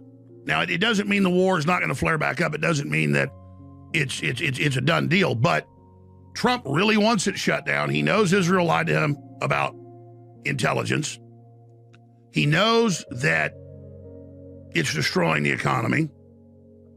He knows that it's extremely unpopular and they're going to lose the midterms. And so he slammed the brakes on. And the media is spinning this, that, oh, Trump's a failure. He's an idiot. He got the same deal Obama got. And so the U.S. has been defeated. The real story is Israel struck first, put major pressure on Congress to support this with their foreign money, lied to Trump with fake intelligence that they fall in 4 days with domestic uprisings when their own internal documents that have come out from the IDF said. Think about it too. Remember, it wasn't that long ago that the Pentagon came out and said that our biggest concern when it comes to like spycraft is Israel. Israel is like the biggest spy. They're fucking black. Like the Pentagon came out and said this. And then not long after that, Trump kind of flips. I mean, maybe Trump finally realized he was being played. My God, I hope this would be the perfect ending to this fucking movie, is Trump turns on Israel. It appoints Nick Fuentes as his new fucking Secretary of Defense. Or wait, no, Secretary of War. And Alex Jones as his new fucking head of press, whatever the fuck that's called. The opposite, they concurred with the Pentagon that it wasn't going to work. Wouldn't that be great if Alex Jones came out and was the one that took questions and like, we need Alex Jones involved. 92% chance. And that Israel is the author of this, the people running Israel. That doesn't mean Trump doesn't get blamed for being suckered. It doesn't mean that we shouldn't be upset. But the fact that he's legitimately angry at Netanyahu, and I told you this months ago. You might be right, John. John, I mean, you're pretty intelligent if you feel that way, because a lot of us are a little 8993 super chatted $50. worried about that too. Whoa. For someone who has friends who have dealt with mental health problems. Please get help. Everyone wants you to get help. Your family and friends love you. Find a good doctor and work with them. Every med is different. There is hope. We love you. I think that's well said, Beef. It's very well said. And I feel the same way. That's why I didn't want to single him out, but then I see everybody in the chat singling him out, and it's like, the last few times he came in, people kind of ignored him, which I think is the right response, but I think that's very well said. Get some help. You know? But the problem is a lot of those people have nobody around to help them when they get to that point, you know? But Jesus, 50, thank you very much, Beef. Beef Nasty with the big 50. There's a lot of us who suffer, man, and we need help. And I hope he gets it. Last year, he puts on a nice face because he likes Israel itself and doesn't want Israel destroyed, wants Israel to be successful. Bro, I don't know why you guys think we don't have women that watch this show. We have a lot of, I don't know a lot, but we have women that watch the show, guys. Look at me. Look how beautiful and handsome I am. You think women don't watch this show when you have a fucking Chad fucking the best looking red? I'm the best looking redhead since Robert Redford. And you think women don't watch this show? Okay? Probably flick their bean a little bit too. Maybe there's not a lot of women, but they're there, guys. They're there. There's a lot. The smart women kind of stay behind the scenes because they get too much attention and like guys hit on them. So they just watch the show quietly in the background, but they're here. Okay? We need more, by the way. Women, please reach out to your fellow women so we can get more women to watch the show. And yes, I can shit on women, but I shit on everybody. So, it's got to be like evolved women who aren't so sensitive when I point out the stupidity of certain women. And those are the best women. The women who can sit back and laugh when I make fun of women, those are the fucking gems, okay? You're the best of the best if you can do that. But God bless you. I do too. I just want once again, thank you for the 50 Beef Nasty. I gotta say, I mean, that was a huge super chat. I don't want to gloss over that. That's very generous. Thank you, brother. Israel to run us and be megalomaniacal and try to take over the planet and threaten, Armageddon with the Samson option with nukes. I mean, I really don't like what Israel's doing and how they behave now. Just like I don't like what communist China does. I don't dislike the Chinese people, but it's just completely out of control. It's the communist Chinese I don't like. And so remember 3 weeks ago, it came out that Trump, of course, as I first predicted, leaked the Axios thing where he chewed out Netanyahu. Netanyahu later admitted it. And in that conversation, Trump said, and it got little attention, you blow up whole apartment buildings to get one bad guy. Stop doing that. It's a war crime. Well, Trump has now said this on TV. POTUS tells G7 audience Israel military killing too many innocent civilians in Lebanon. You don't have to knock down an entire apartment house every time you're looking for somebody. So the good news is we're seeing real legitimate breaks from President Trump with the hardline lunatics running Israel. And we'll play that clip in a moment. But yes, Trump made a mistake. Yes, Trump got suckered into this. And it's good for us to put pressure on him and good for him to get this war to end for the innocent lives so it doesn't escalate into full regional war, potentially nuclear war, so the economy doesn't stagnate, so the recovery works. Looks like it's too little too late, but at least it won't be as bad as it was. Being engaged and letting Trump know what you think is important. A lot of people said, oh, he'll never end it. He's just a puppet of Israel. Well, he was being controlled by Israel, but once we pointed out he'd become a puppet, he's like, no, I'm not. And then we can get him to pull back. That's not worshiping Trump. That's not facelifting Trump. Because every time I talk about this, people say, oh, you're just kissing his ass. You're just saying he's doing something good. Yeah. When he starts pulling back from total war and bankrupting us and all the rest of it and Israel's war crimes, that's a good thing. Bro, I swear to God, I didn't see this clip of Alex. It is so uncanny how many times I listen to Alex and it's like we're on the same fucking page. I didn't listen to him and just steal all of his talking points. This is why I like Alex. Maybe, we're both wrong about things, but we're usually have the same line of thinking on things. So that's why I like it. It's like, yeah, somebody who sees it the way I fucking see it. And that'll help us in the midterms because I want to get good. But not always. There are times we disagree. Republicans elected. They're not perfect, but they're better than Democrats by light years. So that's where I stand on that. Absolutely. I'm a pragmatist about all of this. But yeah, they got headlines in the New York Times. Iran will enter nuclear talks feeling emboldened. They're emboldened because they didn't fall in 108-9 days. Technically, the U.S. has been in 108.5. Israel, 109. They started it. They're emboldened because their plan to close the strait worked. They're emboldened because they didn't fall. But the Pentagon told Trump that was the case. And of course, he just got mad at Tulsi Gabbard and Joe Kent in the Pentagon for telling him that. But at least now he begins to do the right thing. Now, Israel says they're going to attack Lebanon, and they already have been, and Iran, they hit them a week ago. But Israeli Air Force chief just said, well, they pulled back from a major attack last week under pressure from Trump. And that's because Congress may be bought and paid for predominantly by Israel, and a lot of the state houses are. But with Trump, even if he takes a bunch of Israeli money, at the end of the day, he likes to believe he's in charge. And that's why psychologically it was important to point out he wasn't in charge, so that he would then, using that psychology, do the right thing. Trump told Iranian protesters help's on the way, but the peace deal leaves the moolah. Dude, the only reason Israel would have any control over us is because we allow it to happen. We're the big dog, bro. We're the fucking superpower. They're just fucking a nothing, a little fucking gnat that's annoying us. That's the reality. So it's fucking like, we should be done with it. We're the big boys, and it's time we start acting like it. Was more powerful than ever, dissidents say, which I said would happen 9 days ago. So, yeah, this was a bad thing. Yes, it weakens the U.S. in the eyes of the world, but it would only get worse the longer we did this.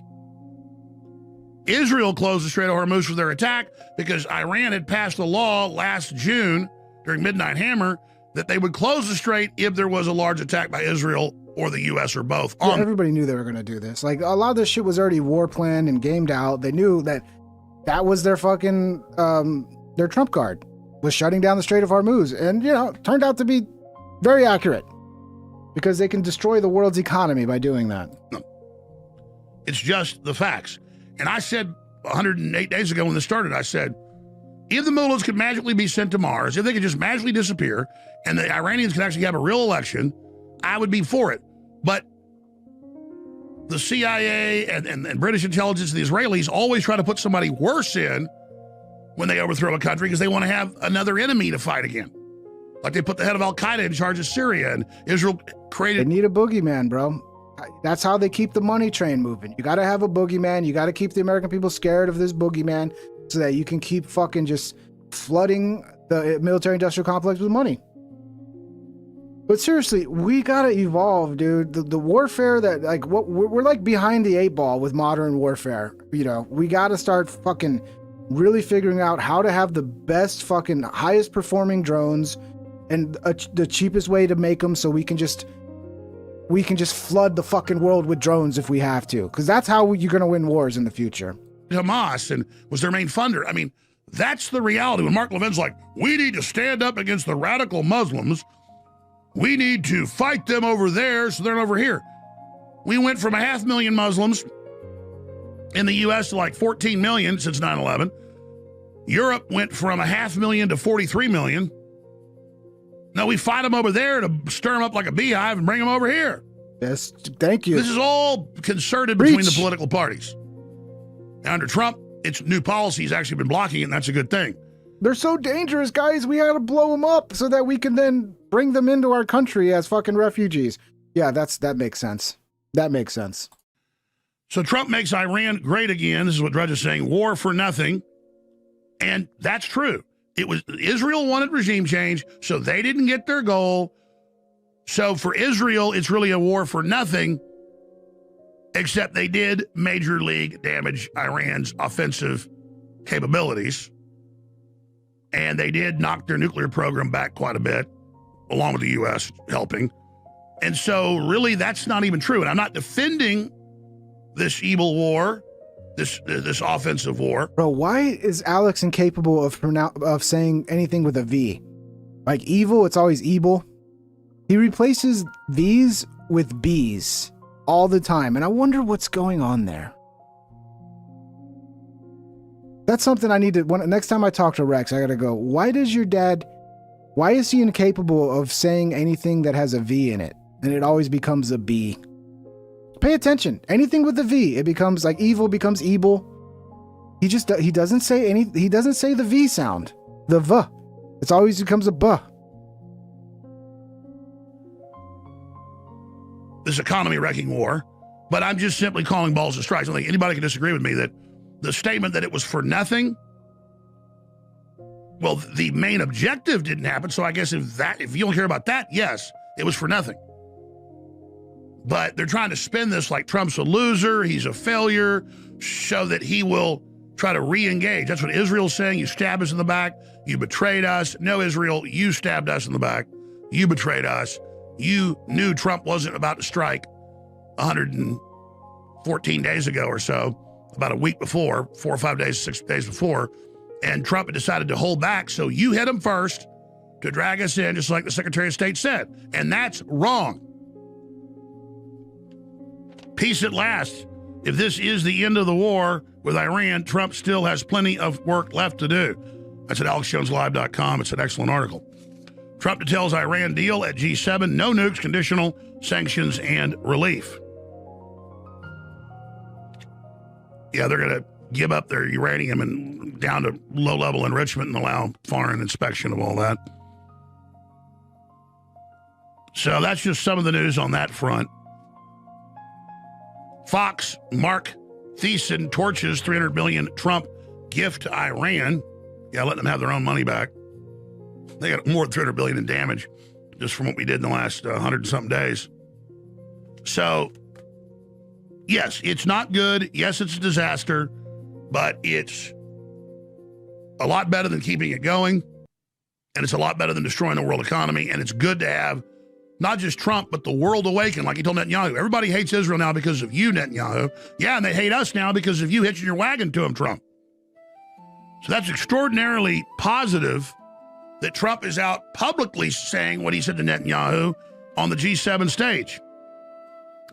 So here's Trump tells a G7 audience Israel's military killing too many innocent civilians, and then we'll dovetail that with the former Mossad operative, who I agree with, saying Israel has got the Epstein files, and they're probably going to throw a fit and release a bunch of stuff very embarrassing to Trump selectively, not about Trump himself, but the people in his orbit that are basically all former Democrats that now have come into his administration, like Howard. Good, release it.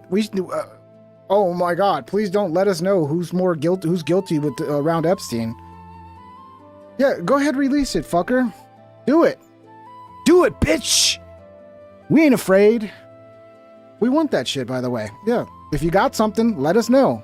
Or Ludning and others. So let's play those two reports back to back. He's done an amazing job of pulling it together. He's not a Boy Scout, but he's done an amazing job of pulling it together.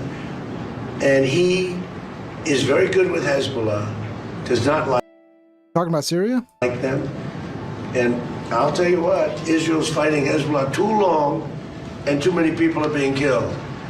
And you don't have to knock down an apartment house every time you're looking for somebody. I love this clip, honestly. I could watch this 100 times. But yeah, we already watched it. Let's see, is there more Alex or is he done? Yeah, this is all shit we've already seen. All right, that's it for Alex. Alex on the money again, in my opinion. Oh, dude. So the New York Knicks defeated the San Antonio Spurs. And how do you think the city of New York handled it? Did they have a nice little parade and go, yay, basketball? Or did they all start jumping on cars and destroying vehicles and just acting like hooligans? I don't know. Let's see.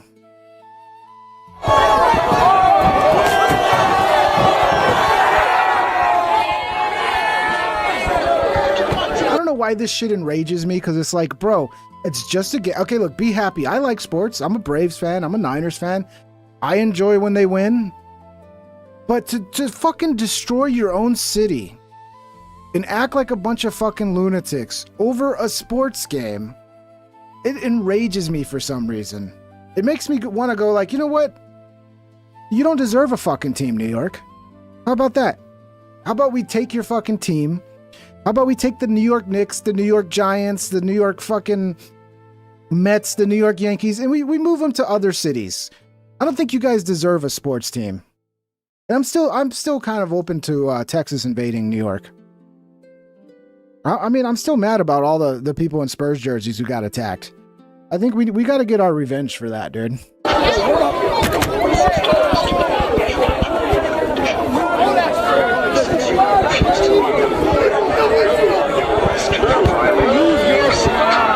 I think the cops show up on this one. Arresting officer voluntarily to the prison transporting him. Arrest, you may be charged with. Oh yeah, cops aren't fucking around. Get him!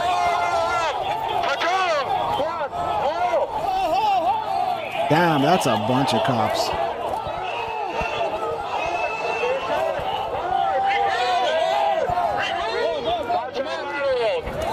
They always show up too late.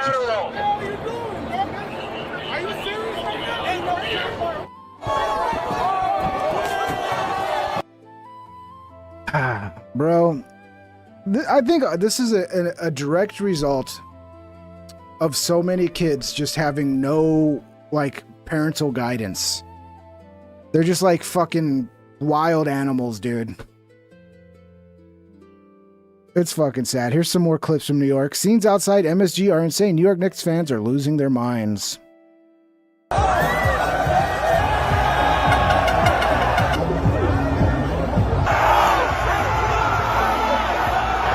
Bro, people die in these situations all the time. It's so dumb.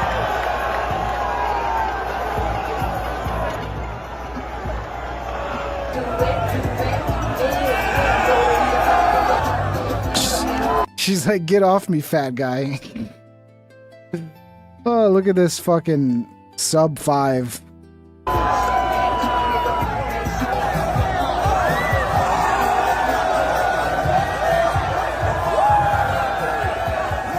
Yeah, I'm sure that's good for your lungs, huh?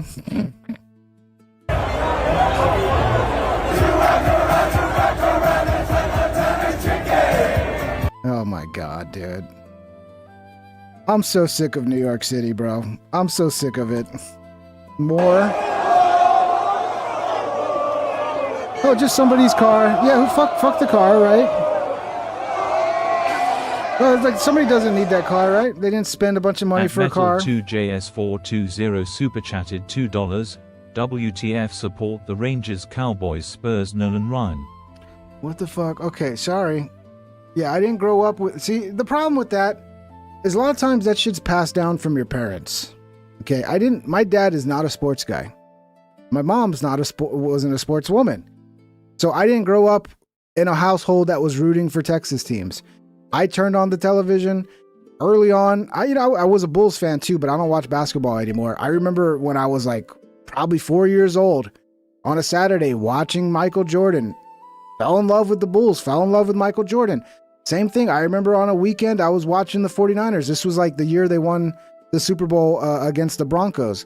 Joe Montana, Jerry Rice, fucking Roger Craig, Ronnie Lott. I fell in love with that team. Also, as a kid, the gold and red was I just loved the way that the fucking uniforms looked, and I just became a Niners fan. I didn't realize they were from a gay city. I liked they were kicking everybody's ass, and the uniforms looked awesome. Now, the Braves, it's a little more understandable. I did go to Atlanta. I went to school in Atlanta in second grade, and that's when I kind of started playing Little League baseball, and then when I went back, I came back home to San Antonio, we had TBS, and every night I was watching the Braves play, dude. Every night, and I became a Braves fan before they were good. And then they got good. So it was like, 1990, they went worst to first in 91, and when they went to the World Series against the Twins. So yeah, I discovered sports all on my own and didn't give a fuck about what team was local or not. Now, I will root for the Rangers and the Astros if, I'm not against them, but it's just, I don't feel it. I don't feel the passion for those teams the way I feel a passion for the Braves and Niners. And I realized after Jordan retired that I wasn't a Bulls fan. I was actually a Jordan fan. So, and then I stopped caring about basketball. I don't know, something about basketball back in the day when you had Sean Kemp and fucking Karl Malone and Michael Jordan and Dominic Wilkins and Clyde Drexler and Larry Bird. Like, that era of basketball was just so much better than what we have now. And I don't know, maybe it's just nostalgia, but I just don't give a fuck about basketball anymore. No. Niners need to move their practice field away from that power plant? Yes, MMAKO. They need to. We're tired of everybody's limbs snapping, bro. And they got to figure out what to do with fucking Brandon Ayuk, okay? And, I'm kind of, I think, look, Kyle Shanahan's, he's a mastermind, but he sure is a fucking choke artist as well. There's 2 Super Bowls we should have won if he just didn't act like a fucking retard and just worried about the clock. Both Super Bowls, man. All he needed to do was just play smart and run the ball, and he's a choke artist, bro. We'd have 2 Super Bowl championships if he didn't fucking choke them away. But also on top of that, we probably wouldn't have went to the Super Bowl without Kyle Shanahan. So Kyle Shanahan, please figure out how to not choke away Super Bowls, okay? Fuckhead. I like potatoes. I do too, Joe Crawfish. As I've gotten older, I've got a new appreciation for potatoes because, my God, I've even started. I used to hate it when like Mexican restaurants in this area. Like if you order beef, like some beef tacos or whatever, there's potatoes in the beef, and I'd be like, man, what the fuck are they putting potatoes in the beef? I definitely hated it when I was doing keto, which I need to get back into, but it's so fucking hard right now. It's like, ugh, it's not. It's just, I know. And pork chops are cheap, but fuck. I got to get back into it. It's hard too because I have to, like, every meal I cook, I have to cook for my dad, and my dad will complain if there's no carbs. You know, he doesn't want to go keto, so I have to cook for him and cook for me, and it's hard to cook different shit for me than for him. So it's just right now, I'm not keto, but I'll get back into it. But I am appreciating potatoes because for $3 you get a big bag of potatoes, you know, potato and eggs, you know, throw some potatoes in with the ground beef. It just fills it out. And it's cheap. And yeah, I am getting a new appreciation for potatoes. The Irish side of me is coming alive. Spend your whole paycheck on a steak, for real? No, that's why. Yeah, I mean, that's why I eat pork chops, K-Mac, because it's the only way I can afford keto is with pork chops, bro. You know, pork chops are cheap as fuck. You know, I'd like to just buy a bunch of, like, a lot of the people with money who do keto, they're just eating, like, a lot of them will eat like 1 or 2 ribeyes a day, you know, and that's all. I'd love to do that, but I can't afford that. Ribeyes are fucking expensive. So it's pork chops for me. And the other thing that's killing me is this Quick Trip coffee. Because normally what I do is I make my own coffee with stevia and a little heavy cream. And I start my morning like that. So it's 0 carbs. It's you know, but I keep running out of coffee, and then when I run out of coffee, I'm like, I'll just go to Quick Trip and get a coffee. It's like $3 a coffee. I can afford that. And then I fall in love with the fucking unhealthy coffee with sugar and shit. And that's putting weight on me. But God, it tastes so good and it's so easy. But the problem is I don't want to go grocery shopping. So I run out of coffee, or I run out of stevia, or I run out of heavy cream. And I know if I go grocery shopping, I'm going to spend $200 fucking bucks. At Metal2JS420 super chatted $2. Texas has a soccer team too, even they are great. Yeah, I've never really gotten into soccer, Metal 2J. You know, I mean, I do, like, I did watch the World Cup in like 2014 or whatever. I enjoyed it. I got into it. But like the World Cup, I can get into it if the USA's playing. I can enjoy watching soccer. But I'm not that huge into it where I'm going to watch the MLS and shit. Carnivore diet changed my life. Steaks and eggs, baby. Yeah. I've experienced it myself, dude. I lost a ton of weight. Feel great. I think the mental benefits, like just the clarity of thought and like the lack of crashing, like all day you got like steady energy and you're not having these afternoon crashes, and mentally you start to feel like really good. There's a lot of people talk about curing their depression by going carnivore. And I get it because I felt so mentally good. But yeah, it's just, you know, right now at this point in time, it's hard for me to keep it up. Sugar is so hard to avoid. It's in so many things. Yeah, it's true. It's true. Big Agro probably pushed the most popular diet trends. Keto, carnivore, paleo all encourage massive increases in meat consumption. Yeah, no, I don't think they did, bro. They've been telling us that meat's fucking bad forever, and it's bullshit. Meat's not bad for you, dude.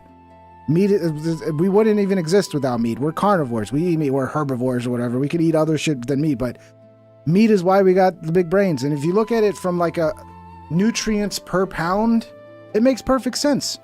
Like for you to get the same nutrients and vitamins from other foods per like pound of food you have to shove in your fucking body, it's not even close. So that's why like when you're just eating meat, like you're not shitting as much. Like you shit every day. Like you should shit every day. But you're not shitting as much because most of the food you're able to use and turn into like fuel or whatever the fuck your body puts it to use. It's not a bunch of bullshit that your body's got to process. So yeah, I don't buy the meat propaganda, bro. Meat is fucking good for you. Red meat, pork, fatty meats, all that is good for you. Butter's good for you. All that shit's good for you.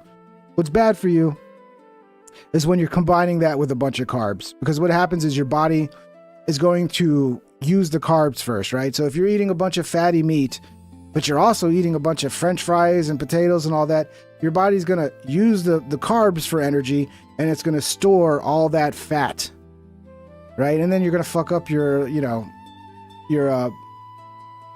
fucking whatever it's called, your blood sugar and all that. Like, you're going to throw that out of whack. But once you get rid of all the fucking bullshit carbs and your body's forced to start burning ketones and producing ketones for energy, then you're good because your body's not storing that fat, it's using it. And then your body actually learns, when you do like intermittent fasting, your body learns it can use all that fat that you've been storing for years. So it's a thing where, like, yes, if you're going to eat carbs, then yeah, you probably need to really watch the fatty meats and shit if you're eating a bunch of carbs. But if you're cutting down the carbs way down, all that fatty meat is totally fine. It's when you combine them when it becomes a problem. Yeah, our jaws got smaller, allowing for bigger craniums. Hell yeah, bro. I love the big craniums. Cooking meat is why we have bigger brains than primates. Exactly, buddy Valhalla. Fasting has been good for me too. Yeah, it's and then when you're starting to go into keto and ketosis, fasting is like, you don't even have to try to fast. You have a big fucking meal, steak and eggs, and like, you're not hungry again for 16 fucking hours. And it's like, you don't even have to try to fast. It's just natural because your body's got all this energy. It's not like the rocket fuel. Like, carbs are like rocket fuel. You just, boom, you burn through it real quick and then you crash. Whereas ketosis, where you're using fat for energy, it's like a stable fucking fuel that doesn't burn out. It's great, bro. It's great. I mean, a lot of people you do what works for you, bro. If counting calories and eating carbs and low fat works for you, and you're healthy, great. But that's hard for me, bro. The best thing that ever worked for me is just getting the carbs down and getting myself into ketosis. And it's difficult the first couple weeks, the first time you do it. But once you do it and your body starts to adapt, you feel so. I mean, I remember the first time I hit the 2-week mark, I was like, the energy levels were insane, where it was almost a problem. It was almost a problem. I went out with Davey to a show, and I was just feeling so good.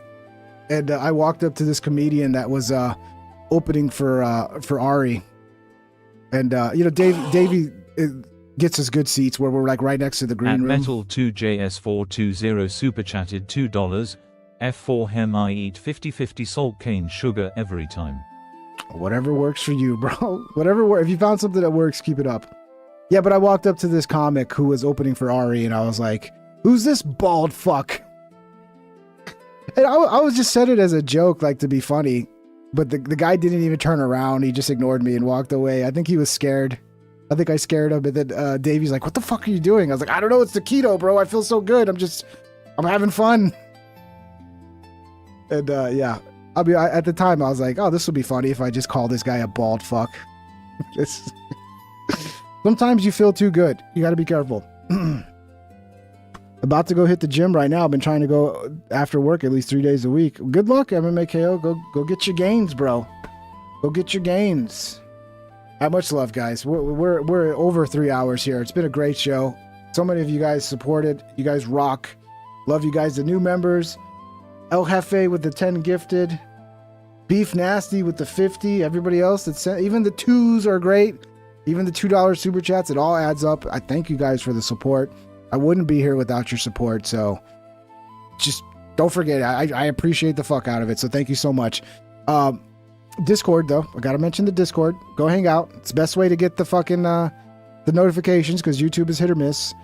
And yeah, and you get to, you hang out. I'm there. You can DM me if you want to tell me I suck or just chat with me. I'm in there hanging out. And yeah, much love, boys. We'll see you. I'll try to do some more this week. I'm trying to ramp back up to getting to 3 or 4 a week, but again, it is difficult because caring for my father right now is just a lot of work, and it's mentally draining as well. So I'm trying my best to manage that along with this, and trying to get some help from the VA, because my dad is a veteran and it's such a pain in the ass going through the process of getting help from the VA. It's like, it's just such a pain in the fucking ass. We had a meeting, we had an appointment yesterday. We took forever to get this fucking appointment, and I did all this paperwork, everything ready to go. And then they just closed the whole VA office for the day because there was a report that it was going to rain, and it ended up just being it drizzled. It literally drizzled for 5 minutes and they shut everything down and went home. You would think they were working on a construction site on like a rooftop or like a fucking skyscraper or something. No, they're in an office. They're inside an office and they all went home and shut the office down because the report said it's going to rain a little bit. And then it ended up getting like no rain. That's frustrating because now we got to figure out how to set up another appointment. And then we call back and they're like, well, we don't have anybody under that name. And it's like, when I go through his DD-214s, like there's information where like one part of his, because my dad did 2 terms of service. So he has 2 DD-214s from his first term. And then like they gave him a bonus to come back for another 3 years. So there's another DD-214. And then on one of them, it's got his social security wrong. And it's like, and then his name was different back then. Like he goes by a different, it's not like he's got a different, I don't want to dox my dad.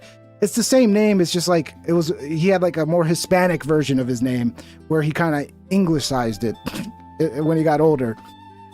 Basically, I mean, I can do this without doxing. My dad's name is Alvin, but as a kid, they called him Alvino.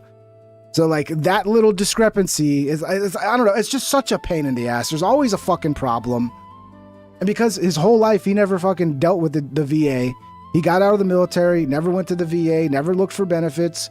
It's like they have no, like he's not in the system. So we got to get him in the system. And it's so, I hate it, dude. It's like, why can't we just show up, show you the fucking DD-214s?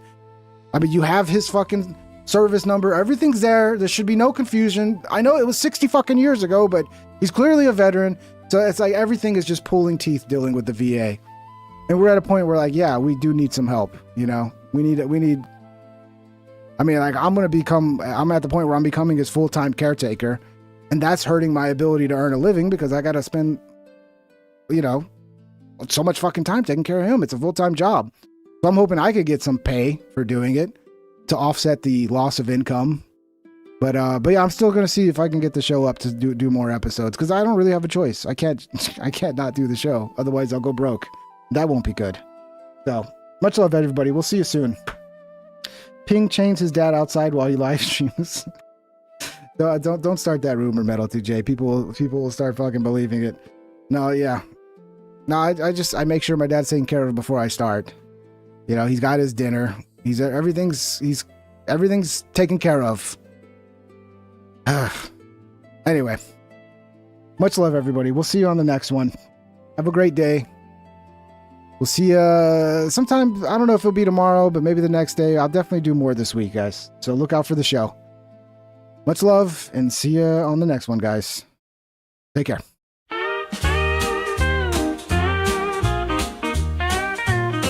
Please subscribe and hit the like and ring that bell if you want notified.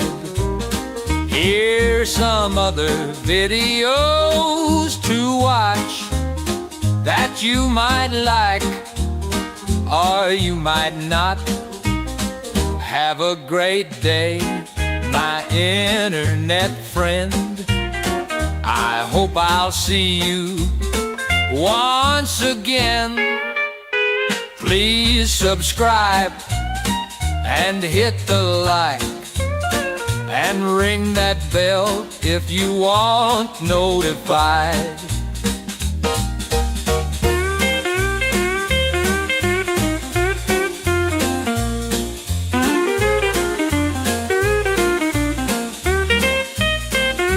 Have a great day, my internet friend. I hope I'll see you once again. Please subscribe and hit the like and ring that bell if you want notification.